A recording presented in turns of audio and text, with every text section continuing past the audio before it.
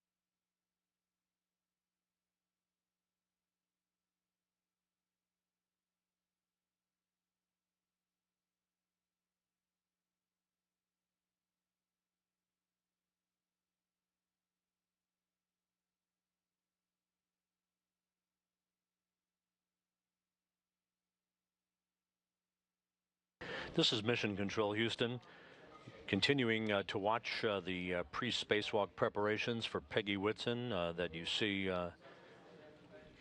in this live view in the equipment lock section of the Quest airlock, wearing the suit bearing the red stripes. She will be extravehicular crew member number 1, or EV1, during today's spacewalk, along with Jack Fischer. The camera looking over his shoulder. He's on the bottom of your screen, just almost out of the field of view.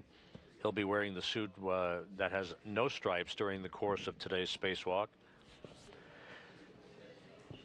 About 2.5 hours ago, during the spacewalk procedures, right before the crew went into some light exercise to stimulate their metabolic rates and hasten the purging of nitrogen out of their bloodstreams, a small leak of water was detected at the connection point between the service and cooling umbilical, or SCU as it is known, that was connected to Jack Fischer's suit at the time.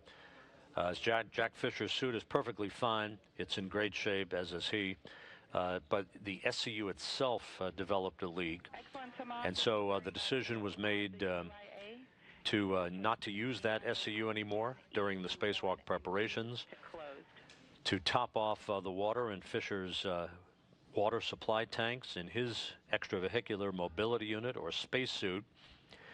Fischer and Whitson were sharing the other SCU that exists in the equipment lock section of the Quest airlock. The SCU to EV2.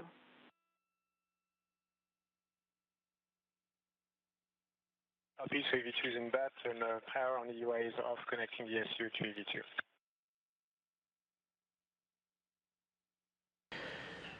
So the two crew members are essentially sharing a single SCU. When they're not on the service and cooling umbilical, they are on battery power. That enables them to have cooling, internal cooling from their suits, as well as maintaining the electricity, oxygen, communications capability that the suit provides. SCU is connected to EV2. Copy. SCU is connected to EV2, and then on the UIA, power EV1, that's one switch, power EV1 to on, ON. And you'll check that 2 LEDs are on, and your volts are 18 to 19. So the PSA is off, so I don't think I'll get anything on the UIA. Copy, checking.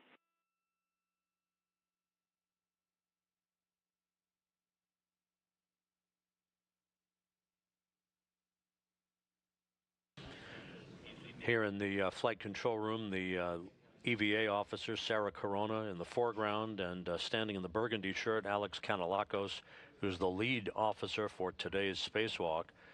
They've been carefully watching all the procedures associated with the swapping of the one functional spacecraft service and cooling umbilical, or SCU, that has been shared by Whitson and Fischer during this pre-spacewalk preparation time frame. Once the crew has moved into the crew lock section and the hatch is closed behind them, they will continue to share a single SCU.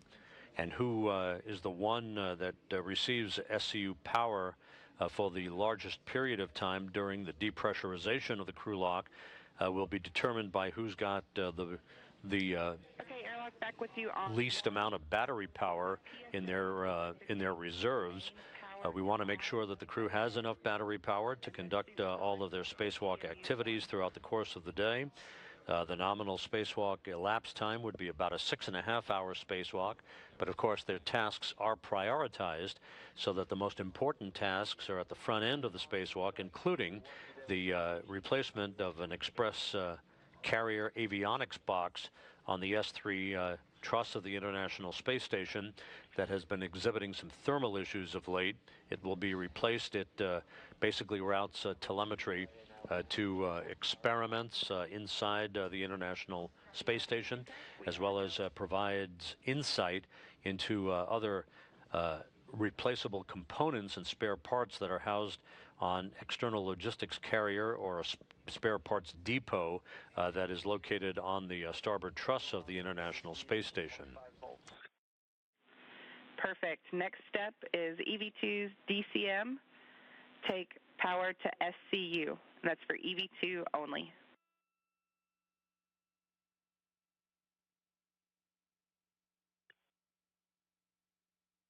Power is in SCU for EV2. Next step is back on the UIA. Take oxygen, EMU 1 to open.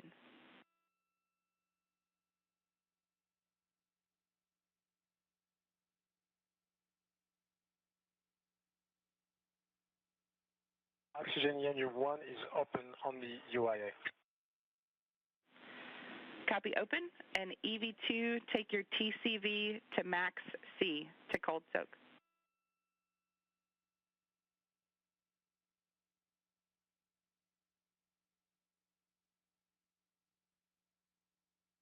EV2 is in max C. Handing over.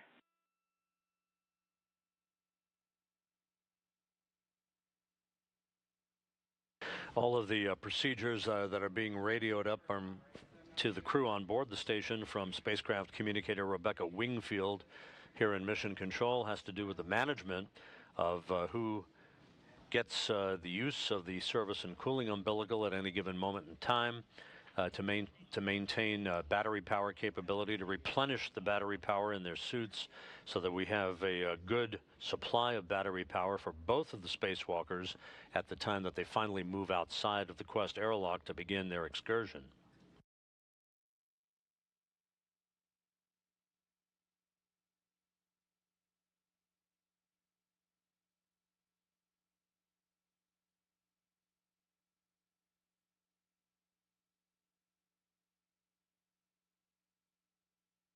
The crew is continuing its pre-breathe of pure oxygen to cleanse the nitrogen out of their bloodstreams, a routine standard procedure to make sure that they don't incur any decompression sickness or a condition called the bends when they move out into the vacuum of space a bit later on this morning. We had been running well ahead of the timeline until this service and cooling umbilical issue cropped up. So we are not yet at the point where we have a go for depressurization. The crew still has to be moved into the crew lock after they have jetpacks affixed to the back of their spacesuits. Once that occurs, they'll be moved into the crew lock section. The hatch will be closed by Pesquet, And then the two spacewalkers, Whitson and Fischer, will begin the process of preparing for the depressurization of the crew lock section itself.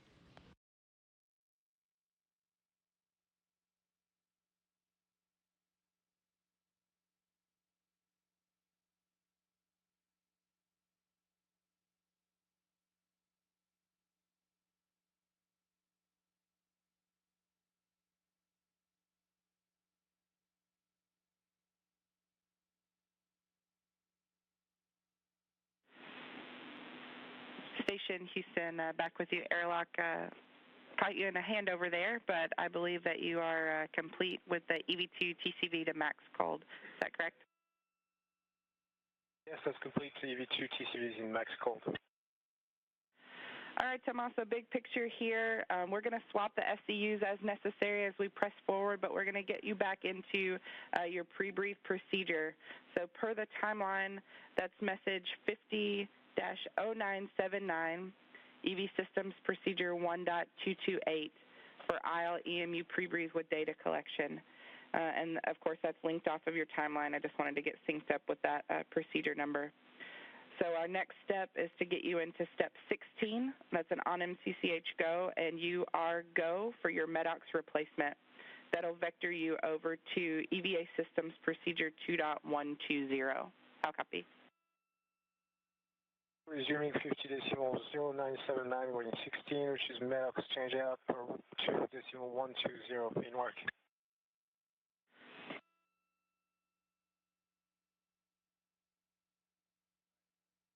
Question for you, Rebecca. Does two fish need to stay in max C? He is welcome to change per his comfort. And just to remind you, you will be performing the 2.120. This is an XTP version of the procedure, and you'll do it serially. The XTP is serially 13 for two fish, is your number 17 for Peggy. Agreed.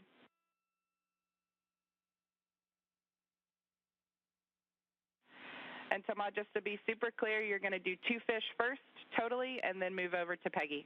So do them one at a time. That is super clear. Thank you.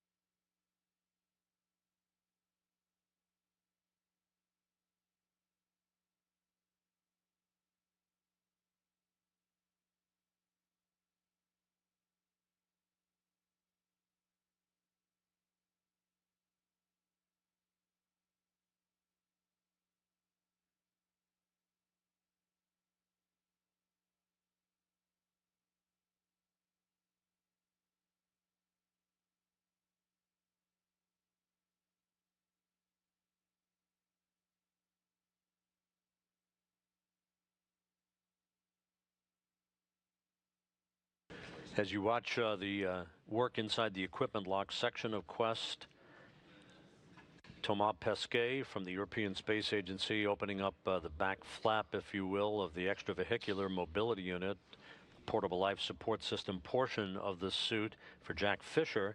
He'll be performing a swap out of what's called MEDOX, metallic oxide canister, which provides the scrubbing of carbon dioxide from the EMUs as the crew goes through their procedures.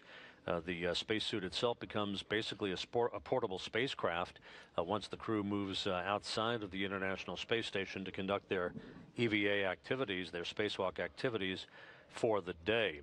Since Fischer and Whitson are sharing the use of one service and cooling umbilical in the equipment lock section of Quest, it's necessary for Pesquet to conduct this swap out of the MEDOX, or metallic oxide canister, to provide carbon dioxide scrubbing capability for the suit. He'll do it one crew member at a time, Fischer first. Then they'll swap the SCU capability from Fischer back to Whitson and do the same MEDOX swap out for Whitson herself.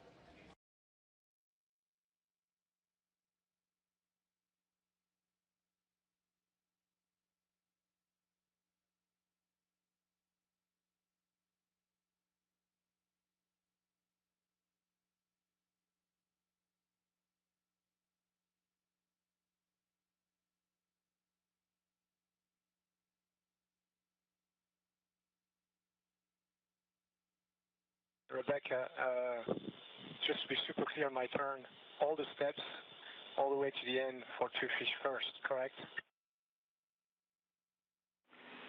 Affirmative.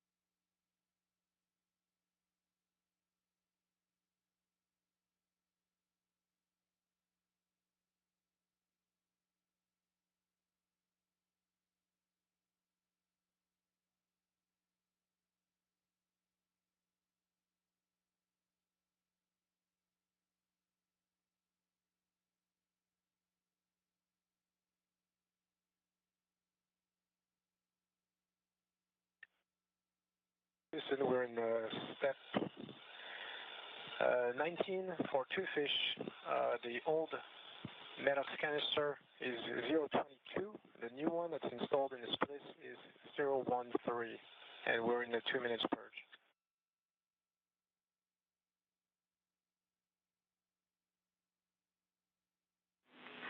Copy that. Those are good numbers. Thank you, Tama. And just big picture for you, before you start the Medox R&R on Peggy, we'll swap the SCU over.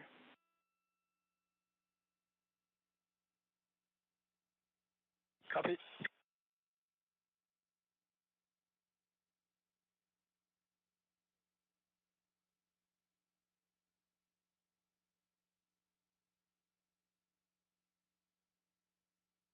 This is Mission Control Houston.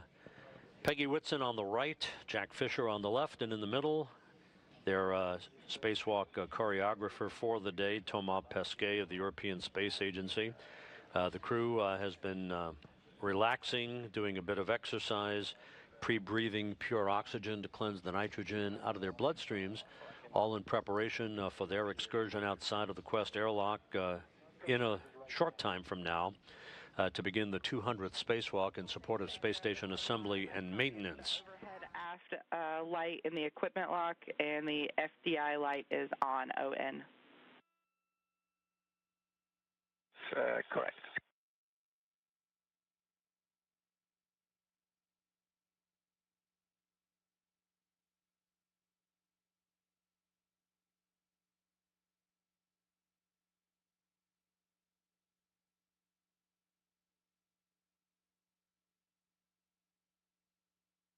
All of today's activities are running a bit behind schedule because of the small water leak that developed just before 4 a.m. Central Time today at the connection point of the service and cooling umbilical. That is an umbilical that is hooked up to an interface assembly panel in the equipment lock section of the Quest airlock, one of 2 such components that routes power, oxygen, cooling water, and communications capability to the crew members while they're in their pre-breathe and pre-spacewalk preparation time frame. Jack Fischer's suit was hooked up to the particular SCU, as it is called, at the time this leak was detected. It did not come from Fischer's suit. Fischer's suit is perfectly fine, but the resulting effect was Fischer and Whitson having to share a single service and cooling umbilical during this preparation time frame. So we are behind the timeline for the day, and we'll keep you posted as to how soon the crew will have the simplified aid for EVA rescue jetpacks affixed to their spacesuits. The final step before they're moved by Pesquet and Russian cosmonaut Oleg Novitsky into the outer section of the Quest airlock. That's called the crew lock section. They'll have the hatch closed behind them. They will continue. Only one of the two crew members will be on a service and cooling umbilical in the crew lock. When the other crew member is not on such an SCU, that crew member is burning battery power. So the spacewalk officers here in Mission Control carefully monitoring how much battery power each of the two spacewalkers has available. And they'll be monitoring that throughout the course of the spacewalk in determining how much of this spacewalk can be accomplished as we have all of the spacewalk tasks prioritized, as always, with the most important tasks at the front end of the excursion.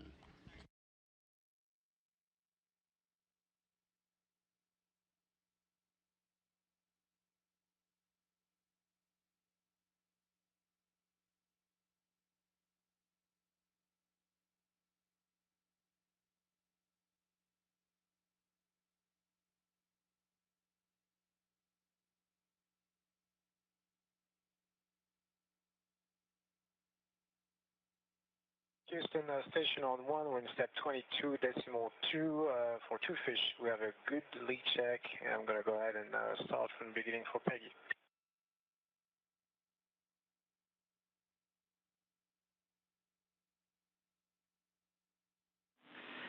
Copy, Optima. We're going to swap the SCU to Peggy, and then you can start on the MEDOX changeout. Copy.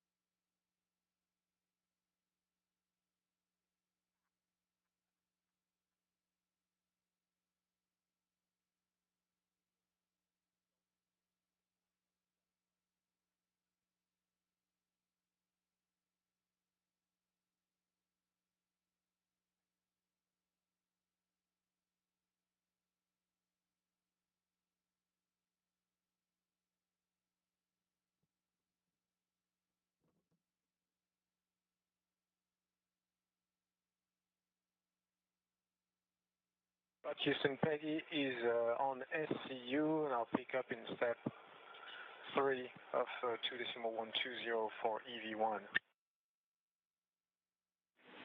Copy and concur.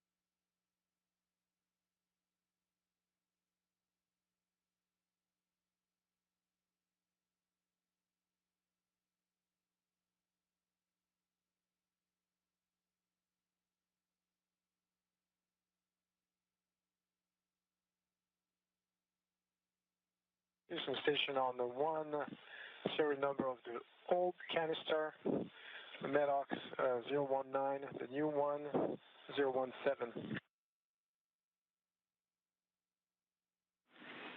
Good numbers.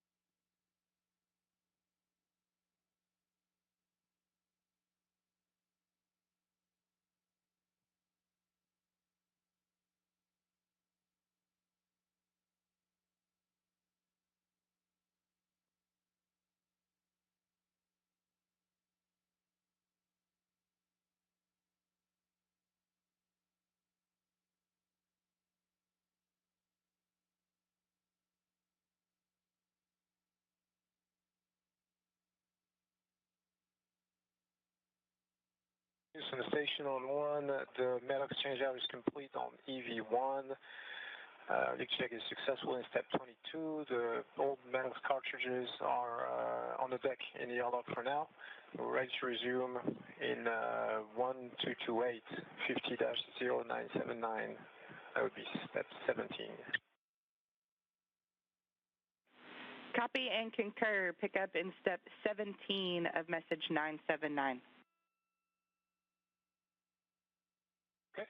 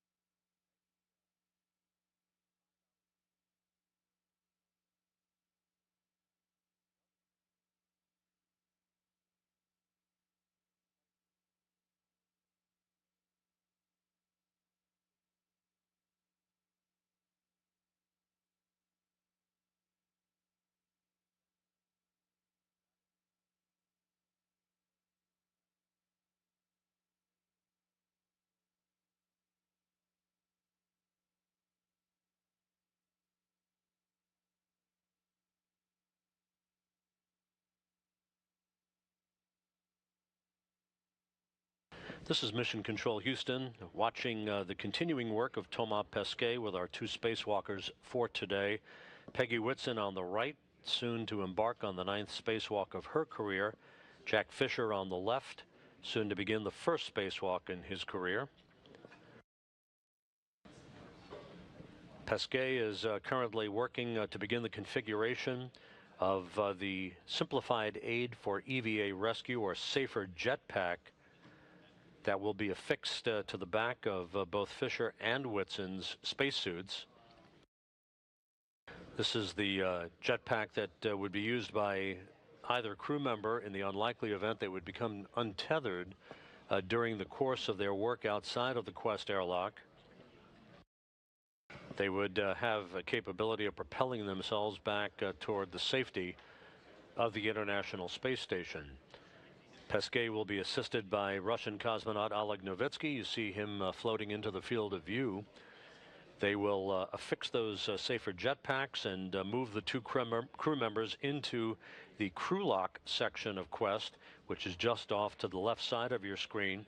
The hatch will be closed behind them, and then the work will begin to depressurize the crew lock down to vacuum, setting the stage for the start of today's spacewalk. Since the 2 crew members are sharing one spacecraft service cooling umbilical, or SCU, due to the leakage that was detected just before 4 a.m. Central Time on the SCU that was connected to Jack Fischer's suit at the time. Fischer's suit is perfectly fine, by the way. But one of the 2 SCUs in the Quest airlock developed a slight water leak, and so Whitson and Fischer have been sharing back and forth the use of the other functional SCU. That's perfectly fine per the flight rules. So no impact to the start of the spacewalk. Once the 2 crew members are inside the crew lock section of Quest, Fischer will be hooked up to the service and cooling umbilical. Whitson will be on battery power. Normally, the start of a spacewalk is marked, a U.S. spacewalk is marked by the time that the 2 crew members place their suits on internal battery power. But since one of the 2 crew members will, in this case Whitson, will already be on internal battery power for her suit, the start of the spacewalk will be marked by the spacewalk team here in Mission Control at the point at which we are under 1 pound of pressure per square inch, 1 psi, in the airlock itself as it is being depressurized. So we'll mark that time. It'll be a bit different today because they're sharing one service and cooling umbilical instead of having their own individual SCUs to provide power, oxygen, cooling, and communications capability. Again, the start of the spacewalk will be marked at the point at which the pressure inside the crew lock section of Quest is just below 1 psi per the flight rules, because Whitson and Fischer will have only one SCU available, and that will be hooked up to Jack Fischer's suit at that time.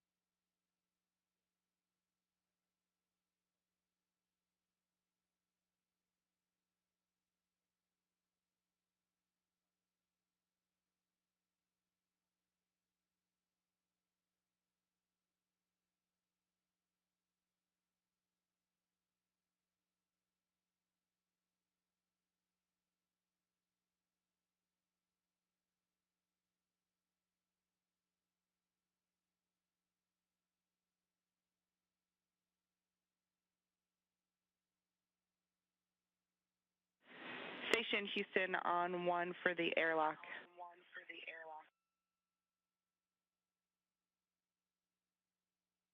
Right on 1, Rebecca. Hey, Tama, I just wanted to let you know we would like to do another SCU swap to get the SCU over to 2 fish, please.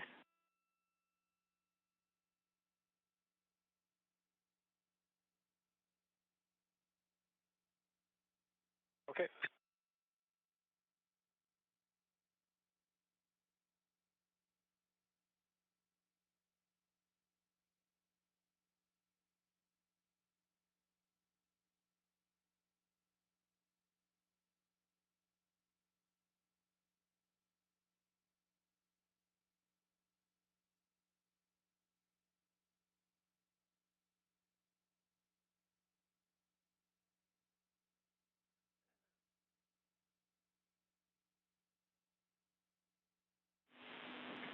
And Station Houston for the airlock, good morning. This is Chell.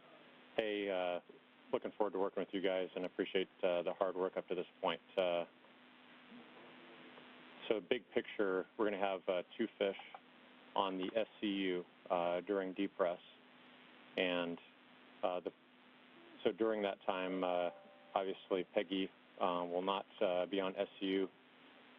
During the EVA, after the expect task is complete, we're going to be having her come back to top off O2.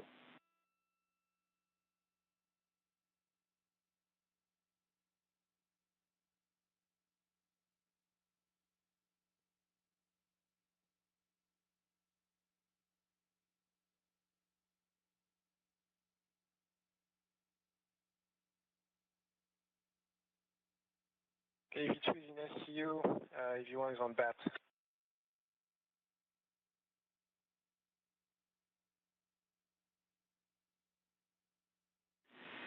Copy EV2 on SCU.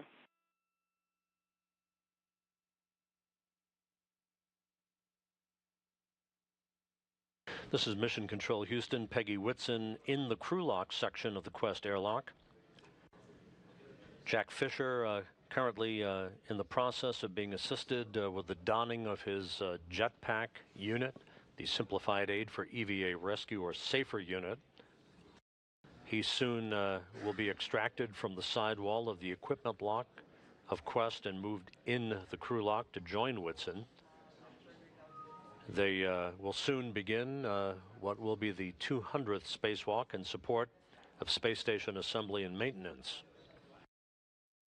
Things have been a bit delayed this morning as the team here in Mission Control has worked its way through the unexpected leakage of water at the connection point of one of 2 service and cooling umbilicals, or SCUs, that are available for each of the 2 spacewalkers during the pre-spacewalk time frame that provides power, oxygen, cooling, and communications capability. And the airlock, just talking over your shoulder, no need to quit what you're doing there. I just wanted to let you know there are no further deltas in 1.228 message 979, so you can press with that as written. We do have a couple in the depress cue card, but we'll cover those when we get there.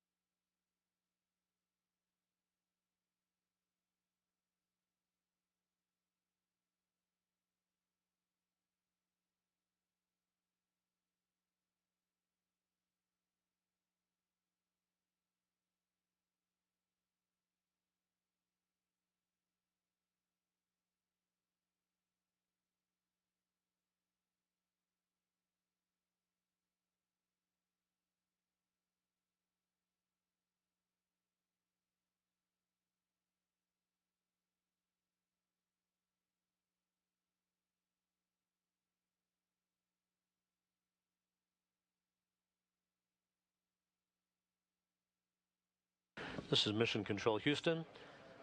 Peggy Whitson in the crew lock section of Quest. Jack Fischer soon to join her. We're about 10 minutes away from the point at which the hatch would be closed to the crew lock. And the depressurization of the crew lock would begin. All of today's activities have been somewhat altered because Whitson and Fischer have been sharing one service and cooling umbilical.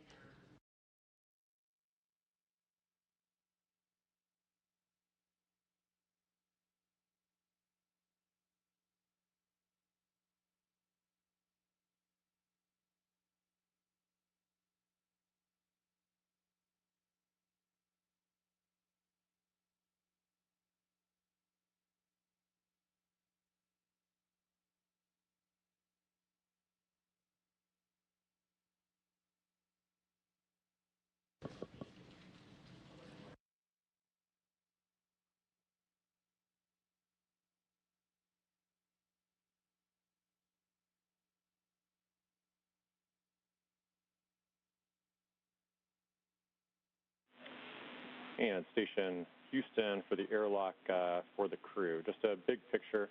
So with the curveballs that you all have, that we've all been dealing with this morning, we're looking at a shortened EVA at this point, currently at about a 4-hour PET. The ground is still evaluating the tasks, but right now we're looking at just completing ex-PECA. But again, we are still taking a look at this to make sure that we'd be able to get ex-PECA done in that time frame. So more words to come, but just an update for you to gauge your minds around what lies ahead.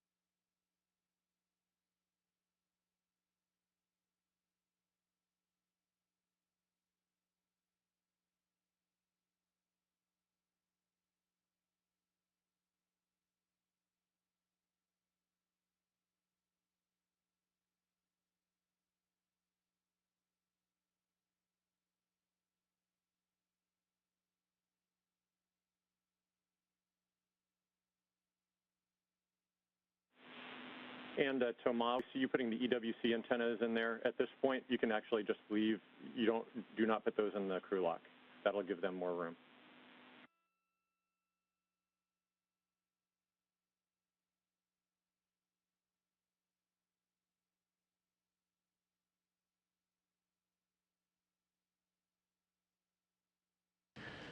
Thomas Pesquet now joined by both Russian cosmonauts on board, Oleg Novitsky and Fyodor Yurchikhin. Step 6. As work continues to prepare to close the hatch and begin the depressurization of the crew lock. You heard veteran astronaut Kjell Lindgren, one of our spacecraft communicators, telling the crew on board the station a short time ago that we are currently looking at a shortened spacewalk, probably only through the replacement of the Express. We can skip the deactivating CO2 removal steps until later, so that's 65 to 71. Sorry, 72.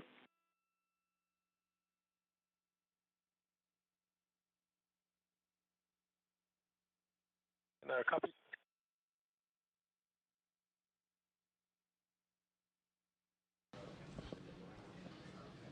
The communication from Lindgren a short time ago had to do with informing the crew that we're looking at possibly only accomplishing the replacement of the Express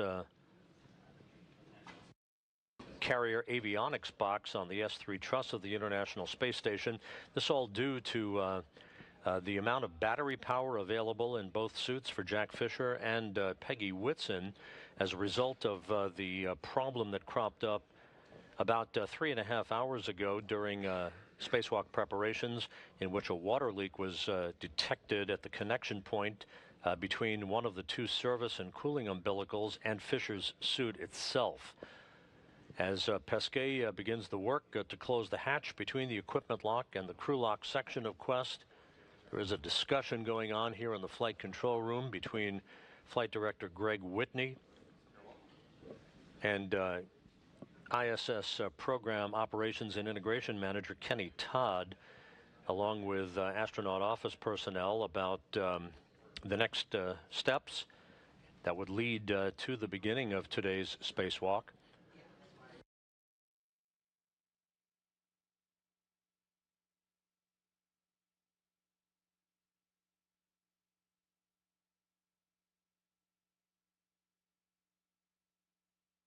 In the meantime, Pesquet has closed and latched the hatch between the equipment lock and the crew lock section of Quest.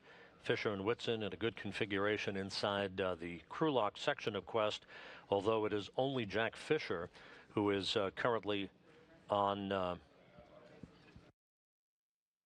station on the 1, step 80 and 81 are complete.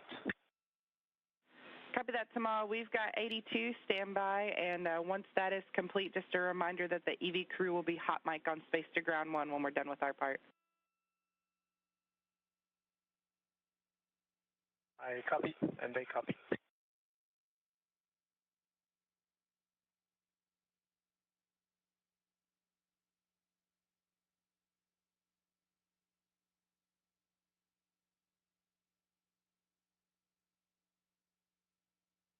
Again, at the moment, inside the crew lock, Jack Fischer is on the one available service and cooling umbilical. Whitson is on battery power.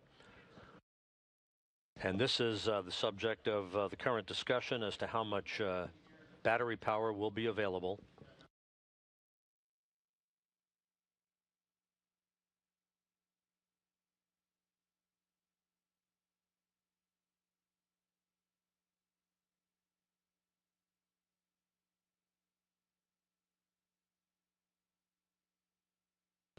So Kjell Lindgren, one of the spacecraft communicators here in Mission Control, informed the crew a short time ago that that we will be pressing ahead with a shortened EVA as of this moment. We are still evaluating battery power capability for the two crew members to get us through the primary objective of this EVA, which is the swap out of the Express carrier avionics box on the S3 truss of the International Space Station, and still leave enough margin for the crew to get back inside the airlock at the completion of what is expected now to be a shortened spacewalk.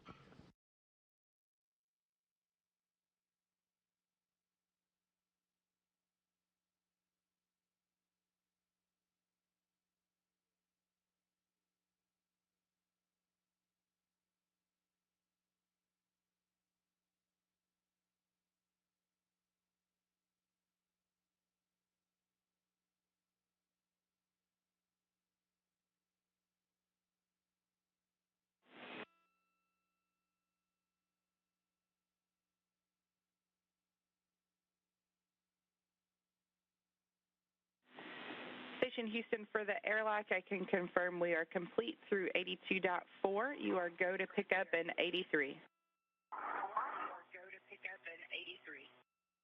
83 is complete. And 84 to fish on the UIA. Check the depress pump power is off, and the depress pump enable LED is on. Depress pump is off and enable LED is on. Houston, we're ready to go to the crew lock depress on the crew count.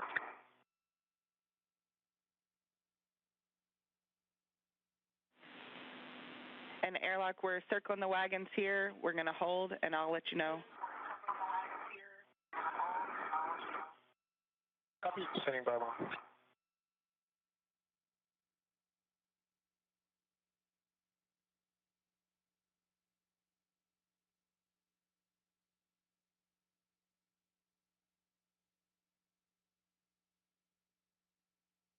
You had a cover for the SCU, is it down there? Yes, it is. Am I going to leave it down at this end? Yep.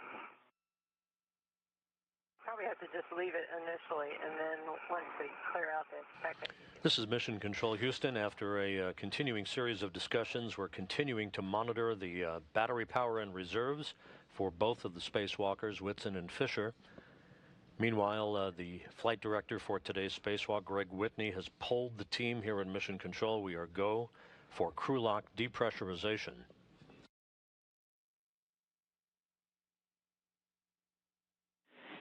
And airlock Houston on 1, I can confirm we are go for crew lock depress. I did want to give you one delta. When you get down to less than 1.0, EV1 should receive an H2O is off message. How copy? H2O is off message. We will go for the crew lock depress, and when we get to less than 1.0, EV1 is going to get an H2O is off message on our DCM. Okay, reback.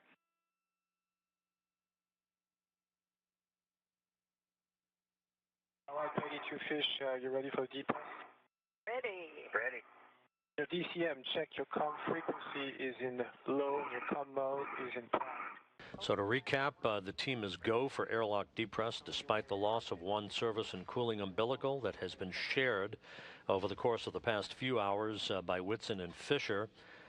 At the moment, Jack Fischer is on the service and cooling umbilical in the crew lock section of Quest, just beyond the hatchway that you see Thomas Pesquet at as he discusses depressurization instructions with the two spacewalkers for today. Peggy Whitson is currently on battery power on her suit. The official start of this EVA under the flight rules with the loss of one SCU would call for the spacewalk to officially begin at the point at which the crew lock is at 1 PSI or 1 pound of pressure per square inch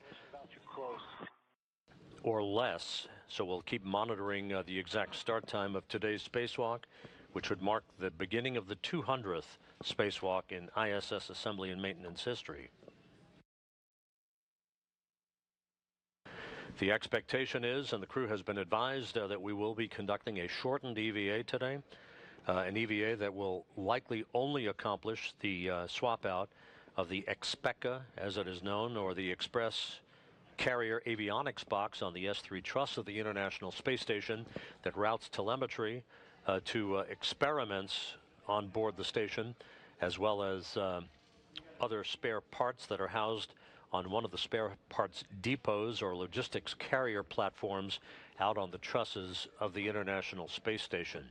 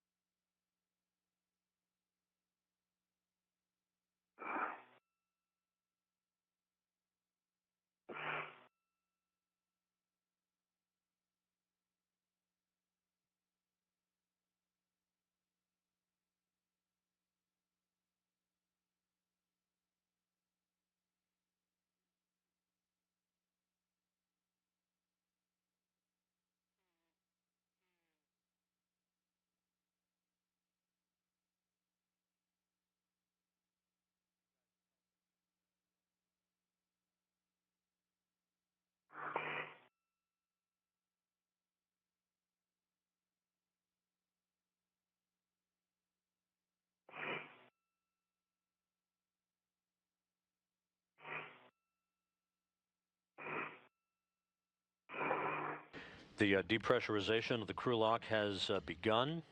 That underway about 2 minutes ago. We will depressurize first down to 5 pounds per square inch in the crew lock. We'll hold to enable the crew members to do suit checks, communications checks with mission control before they take the crew lock down to vacuum And again, because only one of the two crew members, Jack Fischer, is on a service and cooling umbilical, with Peggy Whitson currently on battery power, the official start of the spacewalk will be marked at the point at which we are either at 1 psi or just below 1 psi, and we'll wait for the EVA console here in Mission Control to mark the official start time for today's spacewalk.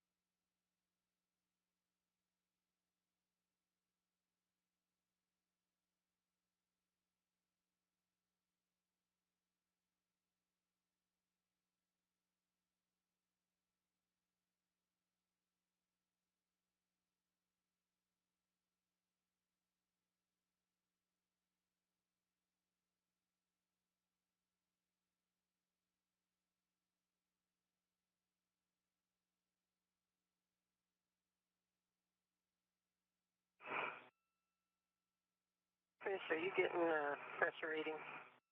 Yeah, we're going through 8-7. Yeah, my DCM is not cycling.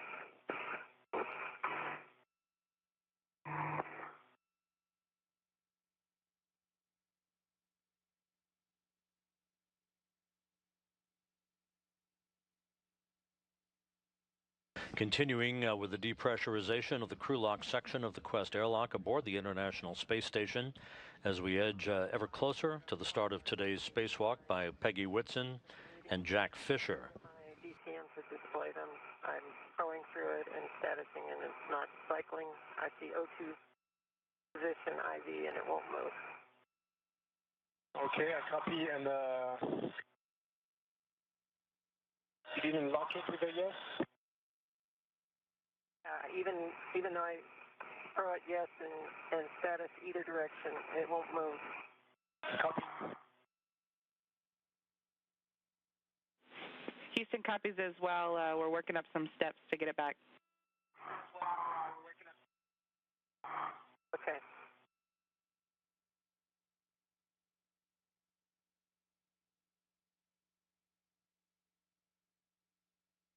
Airlock pressure is coming through 7.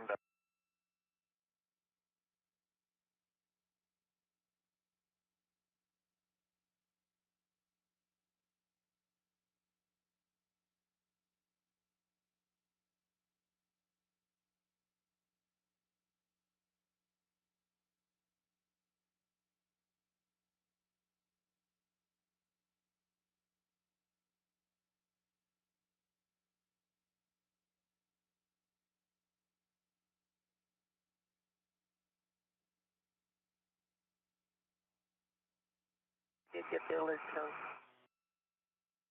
We're not. We should get it at 6. We're coming through 7.1. Okay.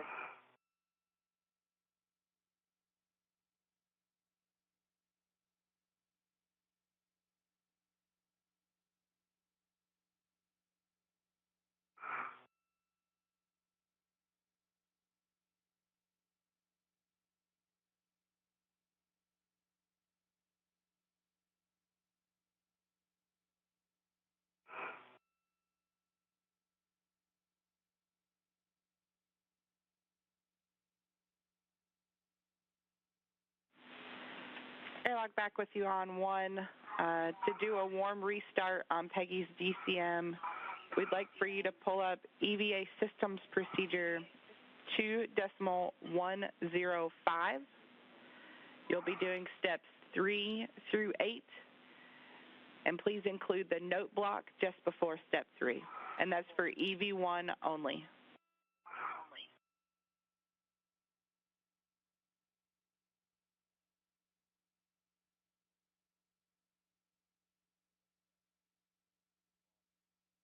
All right, Rebecca, I copy 2.305, correct? Correction, Tama, 2.105, titled Display Loss During Power Transfer. And I can walk you through it if you'd like. 136.0, Peggy. Yes, you can if you want. I have a procedure here. I didn't note the steps though, so maybe it's easier if you walk me through it if you don't mind.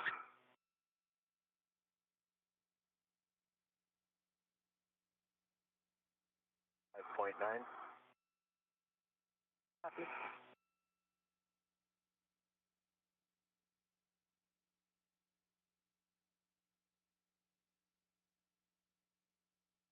.8.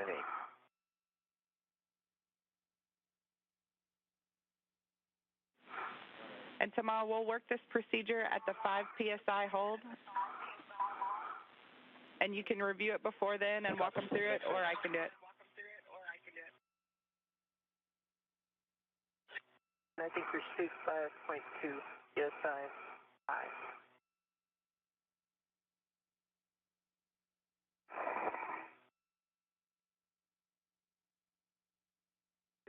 You think it's .2 high? The crew lock continues to be depressurized almost at the 5 psi mark. We will hold at that point, as is customary, to provide systems checks for the crew on board, communications checks, and in the case of Peggy Whitson, they will attempt to restart, basically reboot her display and control module. It's called a DCM, which is a chest-mounted control module containing external fluid and electrical interfaces, controls, and displays, so she can monitor the data on her suit as the spacewalk progresses throughout the course of the day. Manual isolation valve closed. Closed. Then standby 1. Back at on 1, do you want us to start in the leak check, step 7 of the crew lock depress, or you'd rather we go through the warm restart? Can't do a leak check because I can't get there. Warm restart first. Good. Sorry, yes, I talked over you, Rebecca. It's a good point from Peggy. She won't be able to do the leak check, so I'm ready to start the warm restart 2.105. That's a good readback, 2.105, and just to reiterate, steps 3 through 8. Steps 3 through 8. Copy. All right, Peggy, it's going to be on you. Steps 3 through 8. You will, so you have a picture first. We'll switch the fan off. Power to SCU, which will effectively power down your suit, and then you'll wait 7 seconds, bring the power back to battery, and after a 5-second power restart is complete, take your fan to on. Did you copy? Okay, fan will go off, followed by power to to SCU. Wait 5 seconds, then power back to bat. Wait 5 seconds, and then fan back on. Yeah, that's correct. Except the first, when you take your power to SU, power down the suit, you wait 7 seconds. 7 seconds. You got it quite right. So if you're ready, you can put that in order. First step, I reiterate, is to take your fan to... This is Mission Control Houston. For those joining us on Facebook Live, we are inside the Quest airlock. You're looking at European Space Agency astronaut Thomas Pesquet, who's talking to the 2 spacewalkers behind that hatchway that is closed, separating Pesquet from Peggy Whitson and Jack Fischer, who are in the crew lock section of Quest. They're all suited up and ready to begin their spacewalk today. It will be an abbreviated spacewalk, just to complete the major objective earmarked for today, the replacement of an avionics box on the S3 truss that routes telemetry to experiments on board the station. The shortened spacewalk was determined after the loss of one of 2 service and cooling umbilicals earlier in the morning during spacewalk preparations, and the result in having Whitson and Fischer share one of the remaining service and cooling umbilicals, thus impacting the amount of battery power the 2 spacewalkers have available for the length of today's spacewalk. Your fan is back on, is that correct, Peggy? That is correct. The fan is back on and the display is working. And your comm is functional. Peggy Whitson just rebooted a display and control module box, which is a chest-mounted control display on her spacesuit that had locked up a moment ago. So we shortly will be resuming the depressurization of the crew lock down to vacuum, currently standing at 5 pounds of pressure per square inch. We're ready to pick up in leak check step 7 of the depressed crew card. Excellent report, and we concur. Ready for leak check.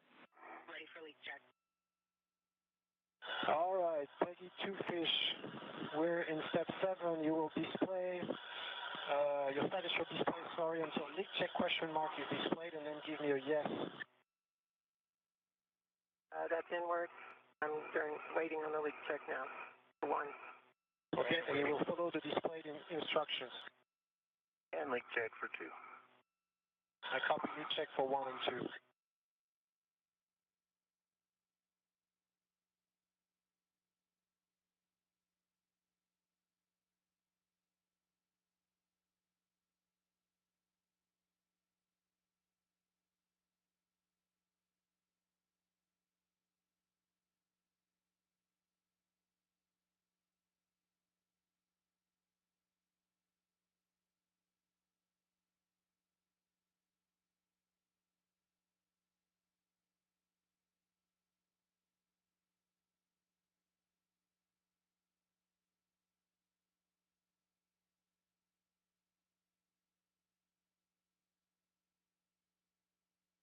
Leak check complete.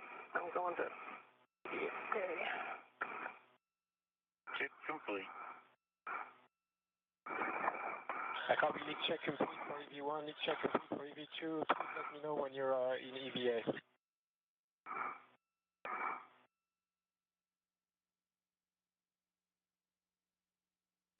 Whitson and Fischer are in the process of completing leak checks on their spacesuits, the extravehicular mobility units. Whitson about to begin the 9th spacewalk in her career as EV1. Extravehicular crew member number 1, she'll be wearing the suit bearing the red stripes. Jack Fischer embarking on the first spacewalk of his career as EV2. He is wearing the suit with no stripes. 2 position EVA for 1. 2 position EVA for 2. EVA for 1, EVA for 2. We will resume the depressed 2 fish. You'll take the depressed manual isolation valve to open. Copy. Manual isolation valve coming open. I'm going to go ahead and take the emergency NPVV to open. You will monitor your suit P gauge to stay less than 5.5. The depressurization of the crew lock has resumed. We'll take it down to vacuum at the point at which we're at 1 psi or less. The spacewalk console here, led by Alex Kanalakos today, will mark the official start time of the 200th spacewalk in support of space station assembly and maintenance.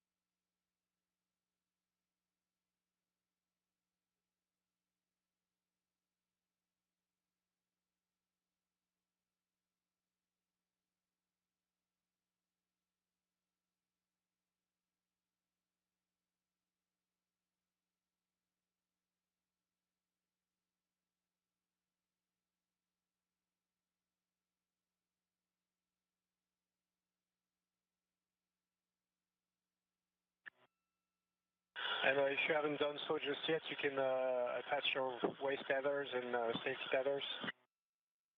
if you think you have time until 2.0 PSI. Yeah. I can confirm that waste tether is connected to the D-ring extender, bail closed. Can you see the lock? Yep, it's locked. All right, great. And it is on my left waste tether. Both sides locked. All right, and then my left is on Jack's safety tether, green end, and Showing both of those locked. great. My green reel is connected, green hook locked to the red reel, yellow locked to the green reel, and the red hook locked to my right D-ring extender. 2.7. Copy, I copy. Houston, Michelle, did you copy the safety tether configuration from EV1 and EV2?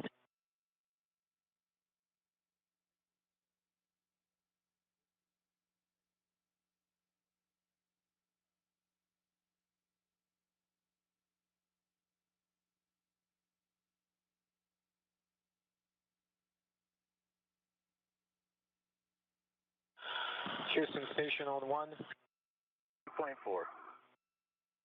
Copy. And Thomas, we copy the good safety tether config on 2-fish. Need to check that both reels are unlocked, and then we need a safety tether config on Peggy still. All right. Copy, Peggy, 2-fish. Did you copy, Michelle? Yes, we did. I did. A view of spacecraft communicator Kjell Lindgren, veteran spacewalker in his own right, as he walks the crew through the final minutes of pre-spacewalk preparations.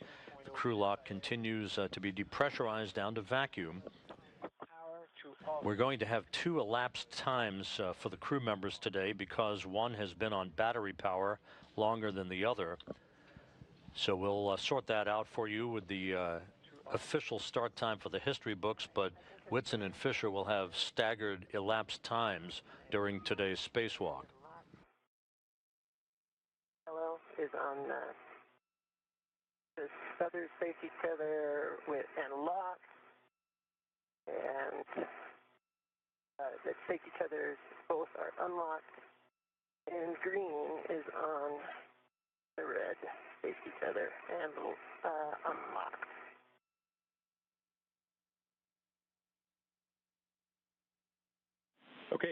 Okay, that sounds like a. You can reach the. Sounds like a great config, Peggy. Both of your safety tethers sound good. Most of my safety tether's wrapped around it. I'm not going to be able to get out.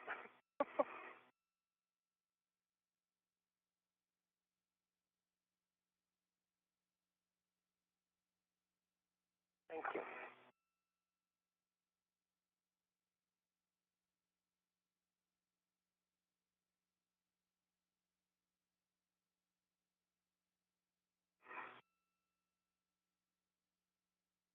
So for both of you, the pressure is slowly going to drop to less than 0.5 psi, 26 millimeters, at which point we'll talk about opening the hatch.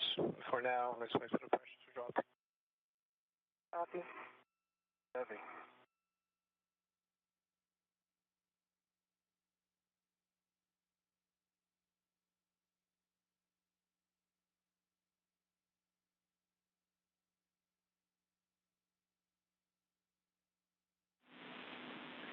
And Peggy and 2-fish, while we're waiting for the pressure to get down to less than 0.5, just want to tag up with you for big picture.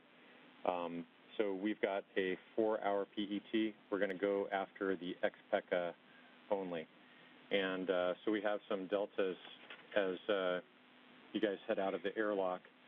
2-fish, and you will not be transferring out the forward shield ORU bag. And, of course, you will not be passing out that EWC handrail bundle. How do you copy? That's good since you took it out of the airlock. Copy on the ORU bag. You bet. And so the first thing you'll be passing out is the XPECA bag. And then just to make things clean, for the actual operation, we're going to have you BRT tether to the crew lock bag number 1, and then once you've confirmed that there is still a ret from the airlock to the camera medium ORU bag, we'll actually have you pull that crew lock bag, separate it from the HD camera ORU bag. How do you copy?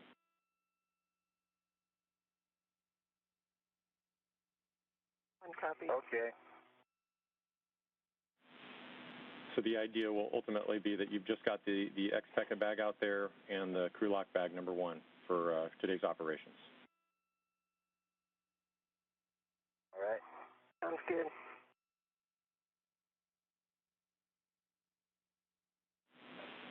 And then just a reminder that on Peggy, when the airlock gets to less than 1.0, we're anticipating an H2O is off message. Okay, copy.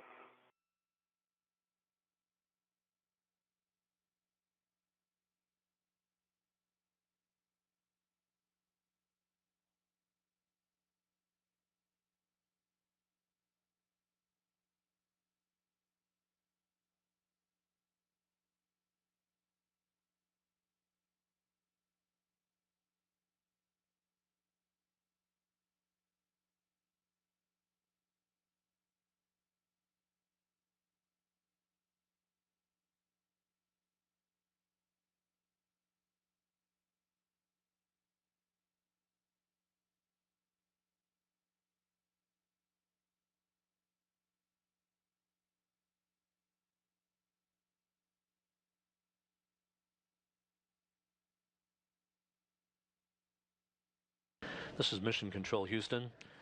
Again, waiting for the crew lock to get down to vacuum. We're almost at 1 PSI right now. Whitson and Fischer all set to go, all set to open up the hatch to the crew lock section of Quest. Because of the earlier loss of one of 2 service and cooling umbilicals, the SCUs that provide power, cooling communications capability for the crew earlier today during spacewalk preparations. Our crew has been burning up some battery power, and Kjell Lindgren, our spacecraft and spacewalk communicator for the day, has relayed most recently just a few minutes ago to the crew that we're going to limit this to a 4-hour spacewalk today, only tackling the principal objective, which is the replacement of the Express carrier avionics box on the S3 truss of the International Space Station. So the large small is still on the ORU bag, and then you are tethered to the lock bag. Tethered it to a handrail. Okay, that's fine. Just so I don't mess it up when I'm handing out the... That sounds like a great plan.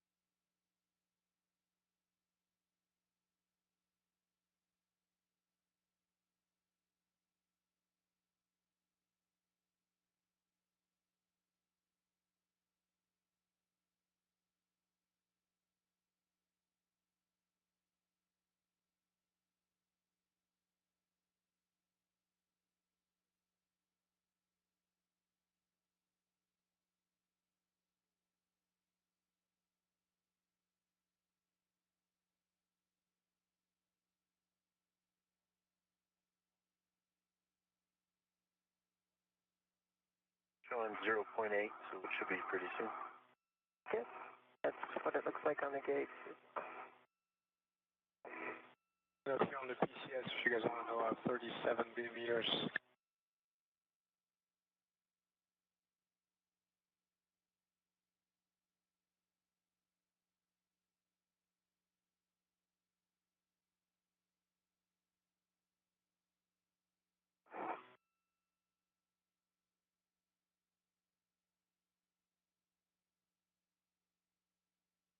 Okay, I got the expected water is off message. Copy, Peggy.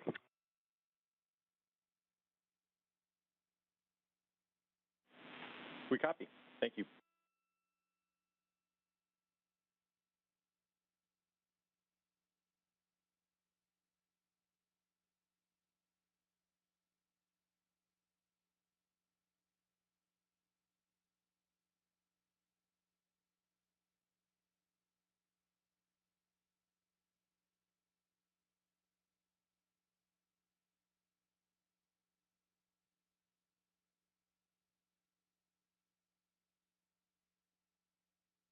This is Mission Control Houston. The crew lock almost at 0.5 psi, standing by for the official start of today's spacewalk.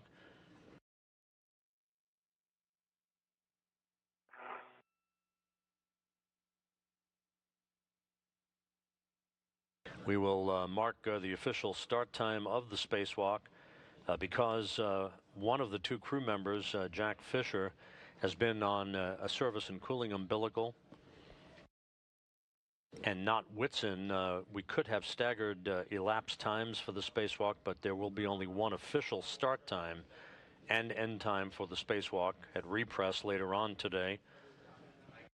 So we'll mark that for you momentarily once we get the official word from the EVA console.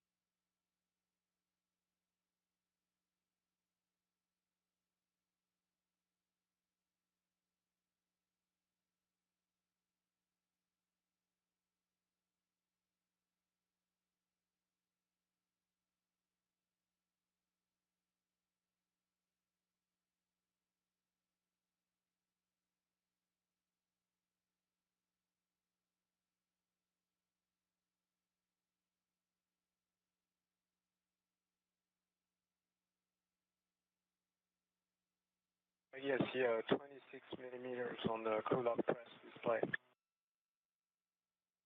Do you see less than 0.5 psi on the hatch? I would say it's about 0.5. Okay. All right. So confirm 2535 right now, so you are go to open and stow the hatch, and Optimus is telling me it's going to be sunrise. Okay. All right. Hatch is unlocked.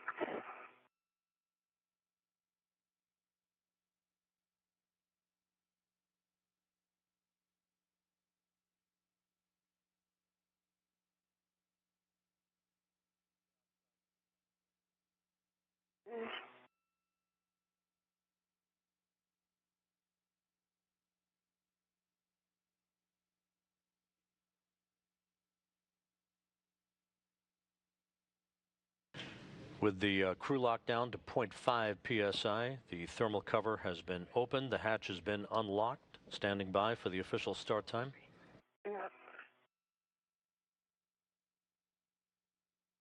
Got her. Yeah. Pull me on the back a little bit port. How's that? Come on. You got it. Nice job. Let me just make sure it's locked in down there. It is. Okay. Now, I'm going to wrap up around the packet here.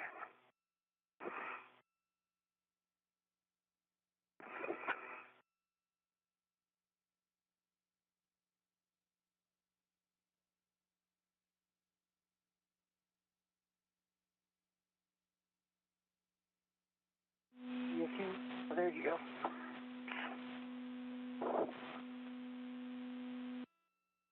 Like maybe I'm caught on one of those. Oh, it's the light ball stack again. Yes.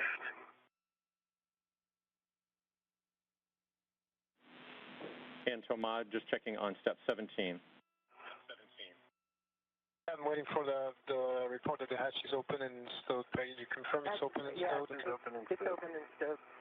Then I'll take the MPV to close and hand you over to Shell.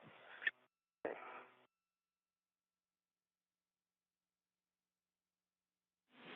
We'll have a little more room. I disconnect this SCU, Peggy. Then we can push it forward a little more so you can have more room. Because right now I'm trying to, put your feet down. Let me see if I can slide over. Okay. Coming all the way down. Okay.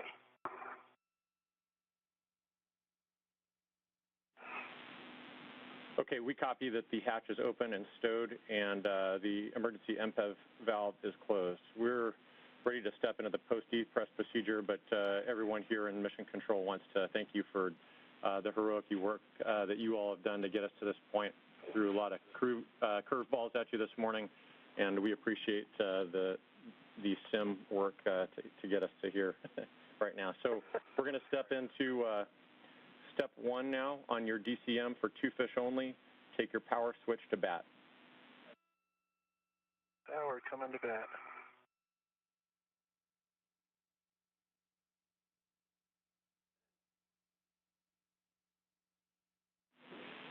And then for both of you, copy power and bat. For both of you, check that your display switch is functional.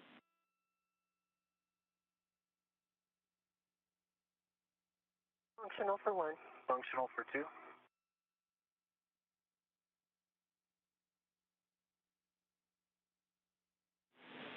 Okay, copy. 2 fish on the UIA. Take the power switches for EV1 and 2 switches to off. EV1 switch is off.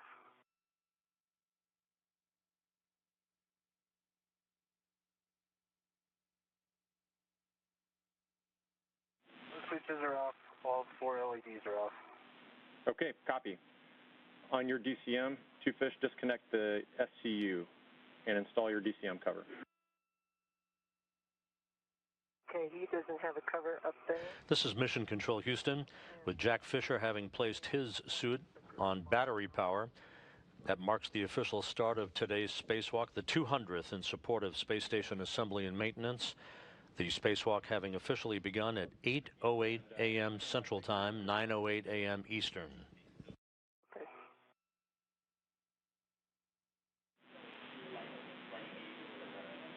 Yes, he is disconnected.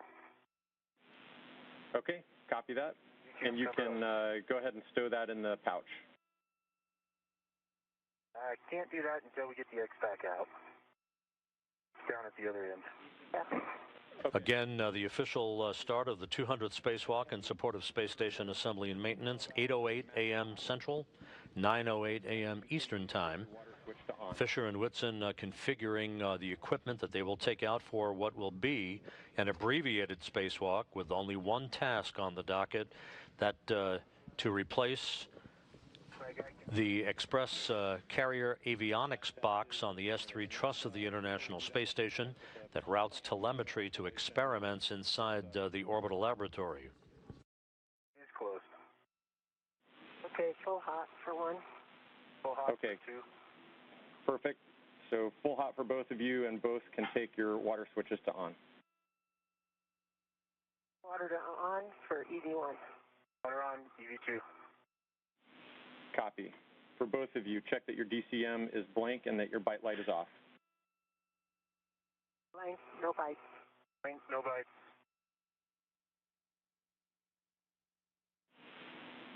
Okay, so Peggy, we know that it's been a little warm for you.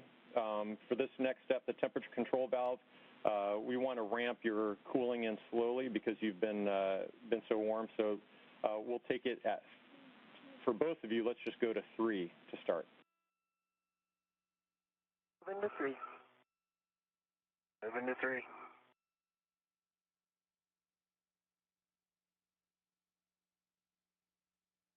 You set for 1.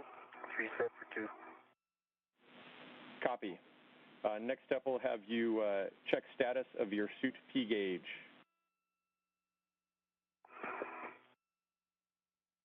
4.3 for 1. 4.3. As Whitson and Fischer check out the final systems checks on their spacesuits, everything is ready for Whitson to first emerge from the Quest airlock. You see the open hatch cover. As required. She'll be followed in short order by Fischer, Whitson beginning the 9th spacewalk of her career.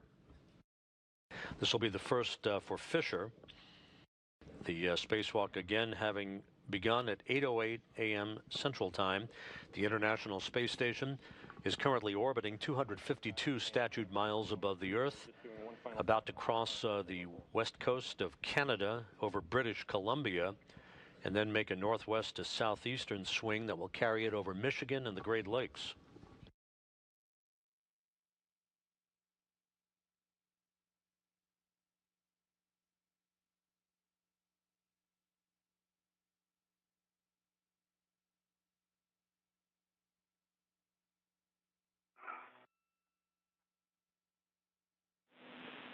And then just a heads up for all of you, the step 13 is complete. We've taken care of that on the ground, so our depress cue card is complete.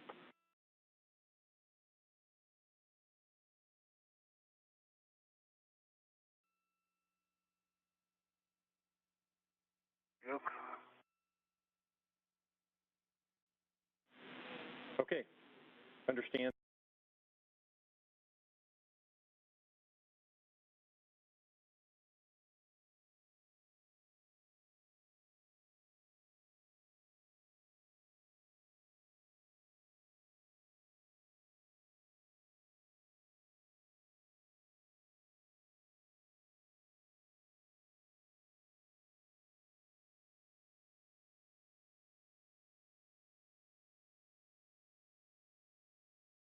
On. And I got you.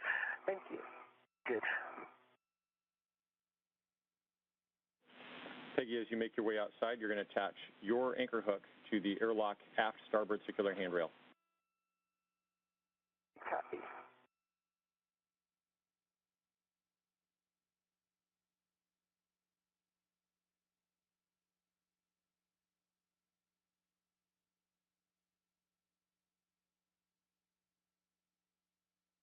And emerging from the Quest airlock in the suit bearing the red stripes, EV1, Peggy Whitson, 5th on the all-time spacewalking list for aggregate spacewalking time, beginning this spacewalk, the 9th of her career at 53 hours and 22 minutes of elapsed time.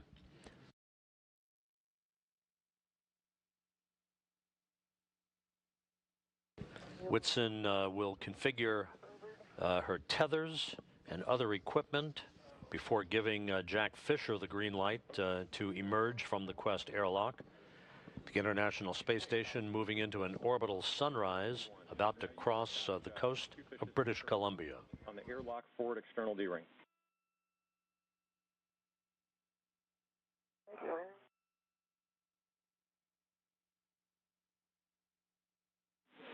And then 2 fish, of course, I know you're getting the Expecca bag ready to pass outside.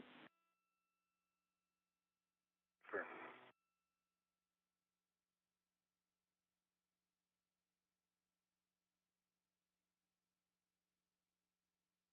The veil is closed.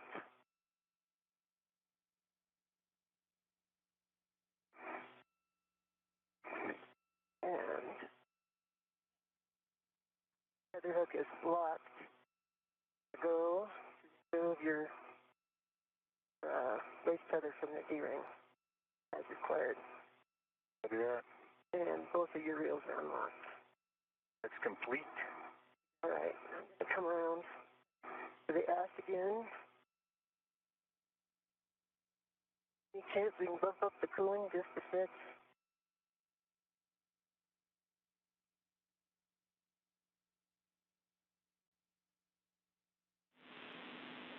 Okay.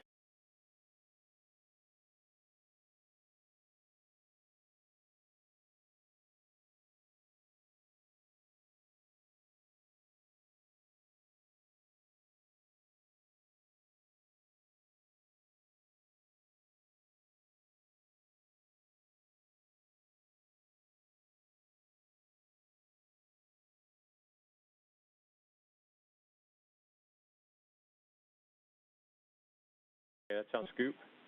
And the fuse end is going to go towards your feet. Okay. The red's way up here. I could maybe reach it better. You have a red on the scoop. I can take it off up here. Got to get it around the BRT.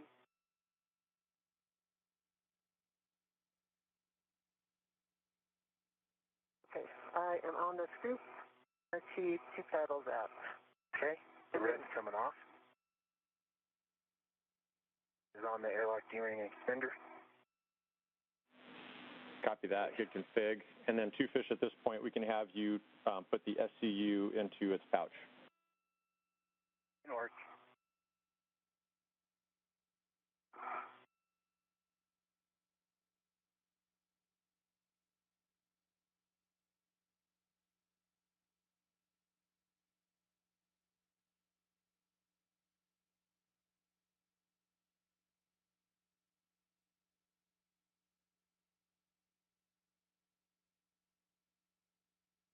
Peggy Whitson outside of the Quest airlock, just 10.5 minutes into today's abbreviated spacewalk that will last about 4 hours in duration to swap out a faulty avionics box on a spare parts depot, a platform located out on the S3 truss of the International Space Station.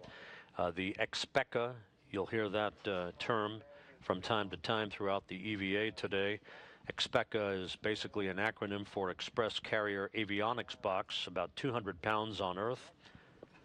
This box routes telemetry to experiments inside the International Space Station, has been exhibiting some thermal issues of late, and so it is being replaced with a spare that was flown up on the orbital ATK Cygnus cargo craft last month. Chute can give you a go to egress. Yep. Got the BRT on. Rattles out.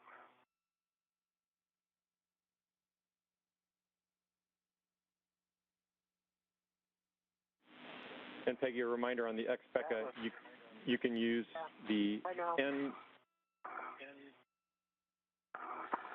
The mini workstation and effector, yeah. It's swung around with the wrong end nadir, so I'm going to have Fish help me swing it back around. Okay, that's it. Jack Fischer now emerging from the Quest airlock at the start of the first spacewalk of his career. Got my local down. Excellent.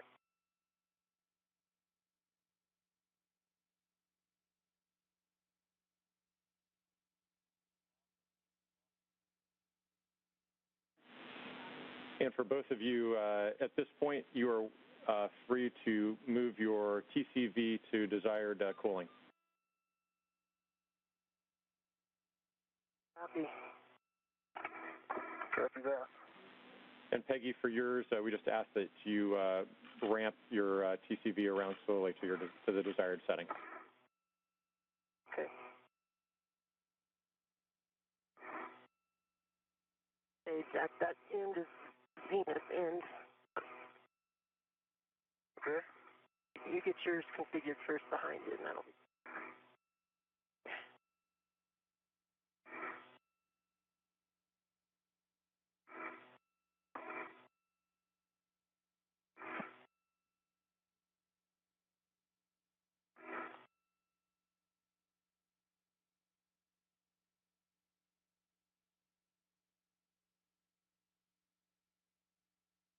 Okay, that's configured. Okay.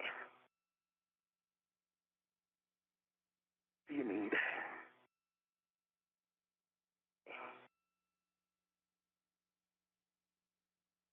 Journey. That one. Get a local down, right? Yeah. Yeah, I got a local down.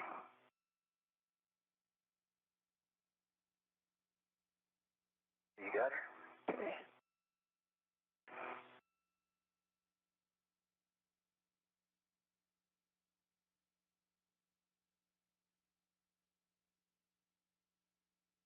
Want me to tighten this? Yes. Go ahead and you can tighten it at the joints. Angel will have to help me undo it, but Okay, let me move my local a little bit. I'm going to have to do it pretty good. It's got a lot of mass on it. Yes, ma'am. Okay. Let's tighten this first.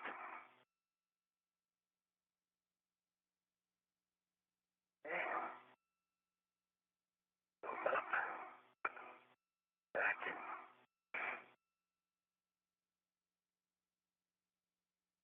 Okay, both are locked. You see, as we just passed out of range of our tracking and data relay satellite system for a moment, you saw Jack Fischer moving the crew bag that contains the replacement avionics box, the EXPECA, the Express Carrier Avionics box, that will be brought over to the S3 truss by Peggy, Whitson, and Fischer for installation on the what is called ELC-4. That's the Express Logistics Carrier platform. There are 4 of those spare parts depots around various locations on the truss of the International Space Station that house spare parts and other critical orbital replacement units. Good. All right.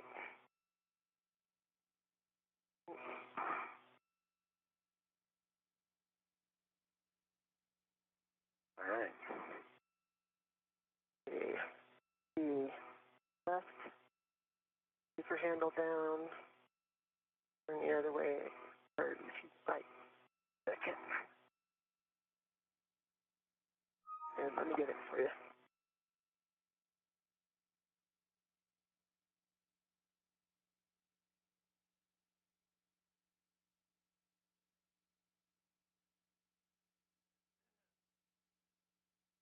Hold for a second. I'll come over there.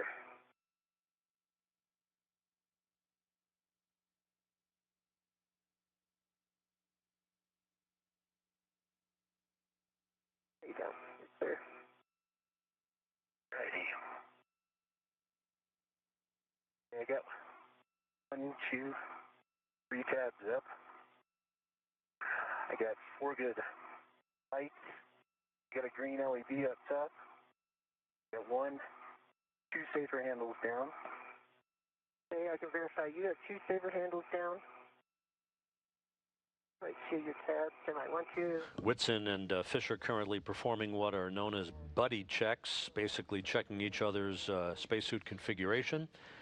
And the simplified aid for EVA rescue, the handles on that on each jetpack that they wear, in the unlikely event they would require the use of those jetpacks to fly back to the safety of the space station if they became untethered. Yes, you go to close the thermal cover.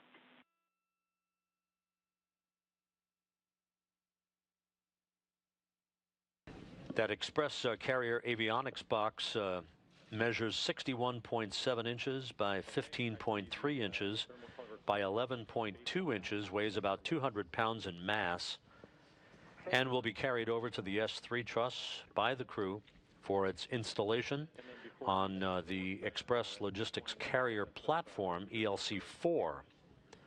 All of the other work that had been planned for this spacewalk of a non-critical nature, a non-prioritized nature, will be deferred to another spacewalk because of the amount of battery power the 2 spacewalkers had to consume with the loss of one of the 2 service and cooling umbilicals during spacewalk preparations earlier this morning that resulted in them having to share a single SCU, swapping back and forth, but at the time at which one of the spacewalkers was not hooked up to that umbilical, they were burning battery power, And so we're watching the electrical capability and the battery power on each of the two spacesuits very carefully. There should be plenty of time to complete the major objective of this spacewalk, and that would be the swap out of this logistics avionics box. And just while would be a good time to do your translation adaptation. Got it. Thank you.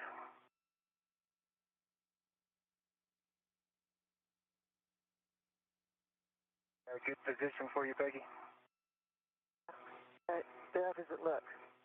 It's just off your left side, but I think it's a good position for you to monitor where it is. Push it down a little more.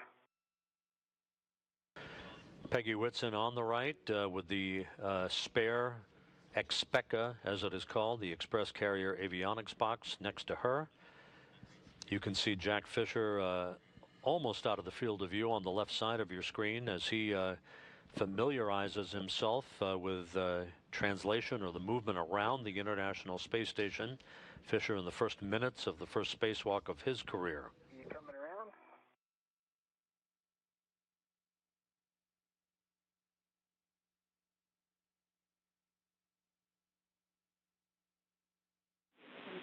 And for both of you, as you're making your way up the CETA spur to Phase 1, just a reminder to watch out for the test cables and passive UMAs.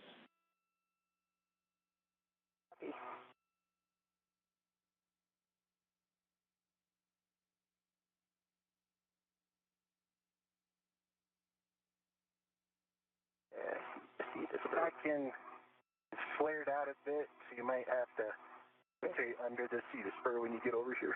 Okay.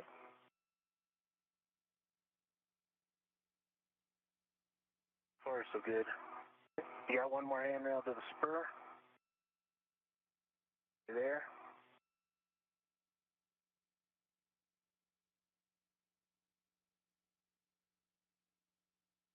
Get others out of your way.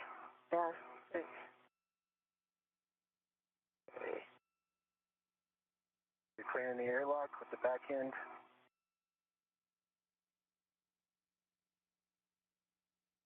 And our first helmet camera view from Peggy Whitson. Her helmet camera number designation is 18. You see in that ghost-like number on the lower right-hand corner of your screen. Jack Fischer's helmet camera will be designated as 20 throughout the course of today's spacewalk.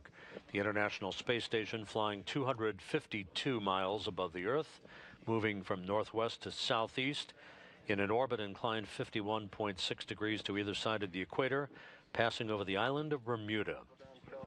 Getting out of Peggy's way. Okay, that sounds great. ESP2, Peggy.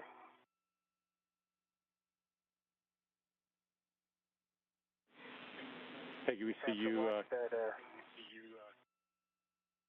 TFR boot plate there. Yeah. And rotate this way. Nice. Nice job. Nice work, Peggy. We see you coming over the boot plate back onto Phase 1, and you are going to lead translation out to S3, Bay 17. Okay. I have to touch the brake handle, sorry. Okay. I'll get it on my way. All right. I got to come back anyhow.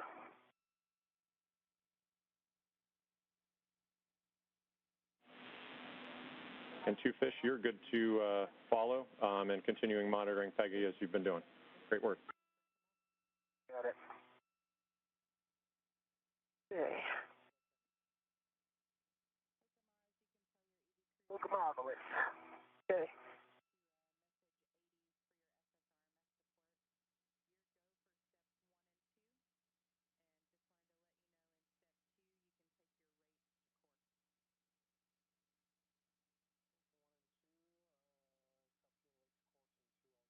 The arm's coming up.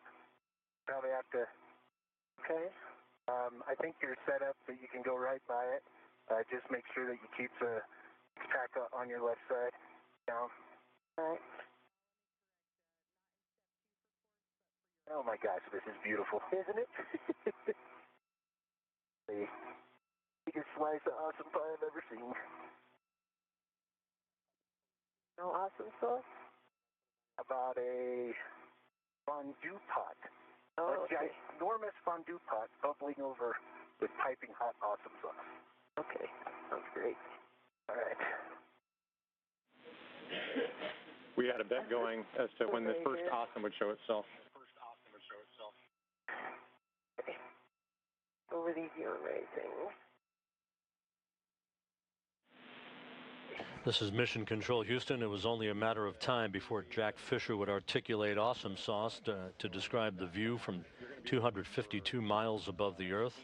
But he did, as he and Peggy Whitson are beginning to move toward the starboard 3 truss of the International Space Station to set up shop for the replacement of this express carrier avionics box.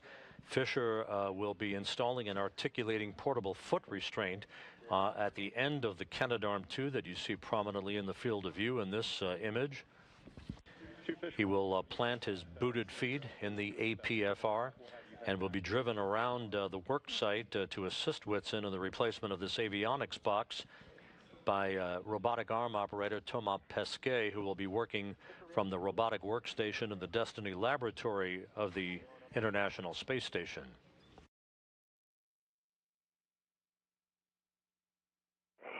Crossing your tether just for a moment.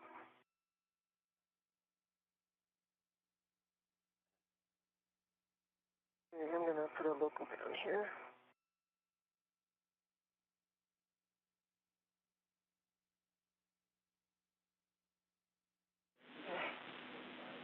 So Peggy, big picture, of course, we're going to use those adjustable equipment tethers on the bottom of the bag to attempt stow it.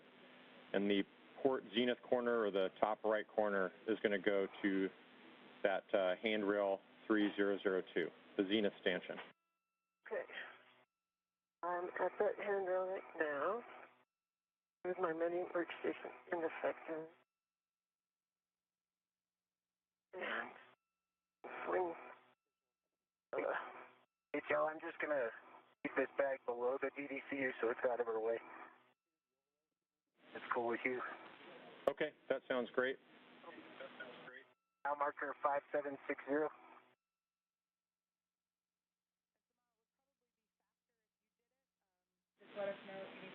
A panoramic view of the work site for Whitson and Fischer as they set up shop at the starboard 3 truss of the International Space Station.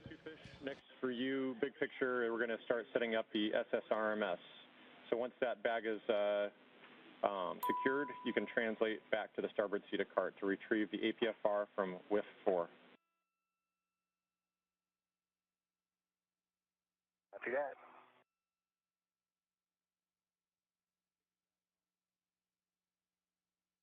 Yeah, I believe it's zenith stanchion, is that correct? On Yes, ma'am. 3002. That is affirmative, the zenith stanchion. Okay, that's on and latch. Do I need to loosen it all the way? Make it work with the others? Yes, all adjustables should be loosened all the way. Okay, there we go. All right. Now, let me see if I can rotate the end view. We need to come in and unlock my BRT. Got it.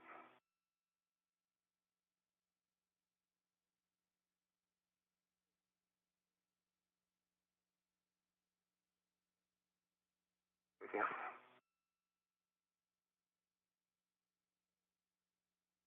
There it comes.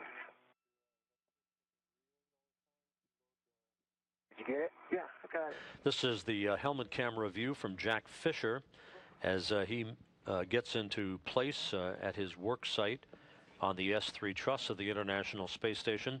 He'll be starting work to set up that articulating portable foot restraint at the end of the Canadarm2 robotic arm a moment or two from now.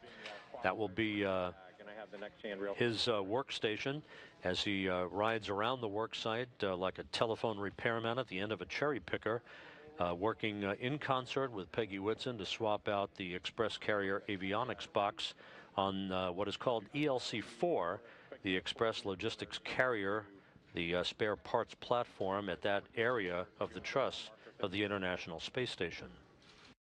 Copy. You want me to cinch it down or just wait there, Peggy? I'll just wait so you have to slack. How about that? Yeah, wait, I can get it cinched. Thanks. You want this back corner as well, since I'm here? That would be fine. It's the starboard nadir corner. That's going to go around handrail mile marker 5640.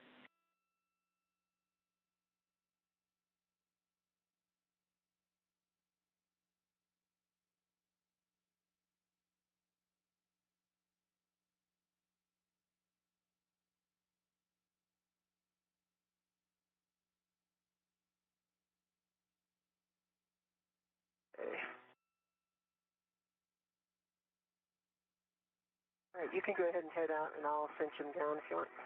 Okey-doke.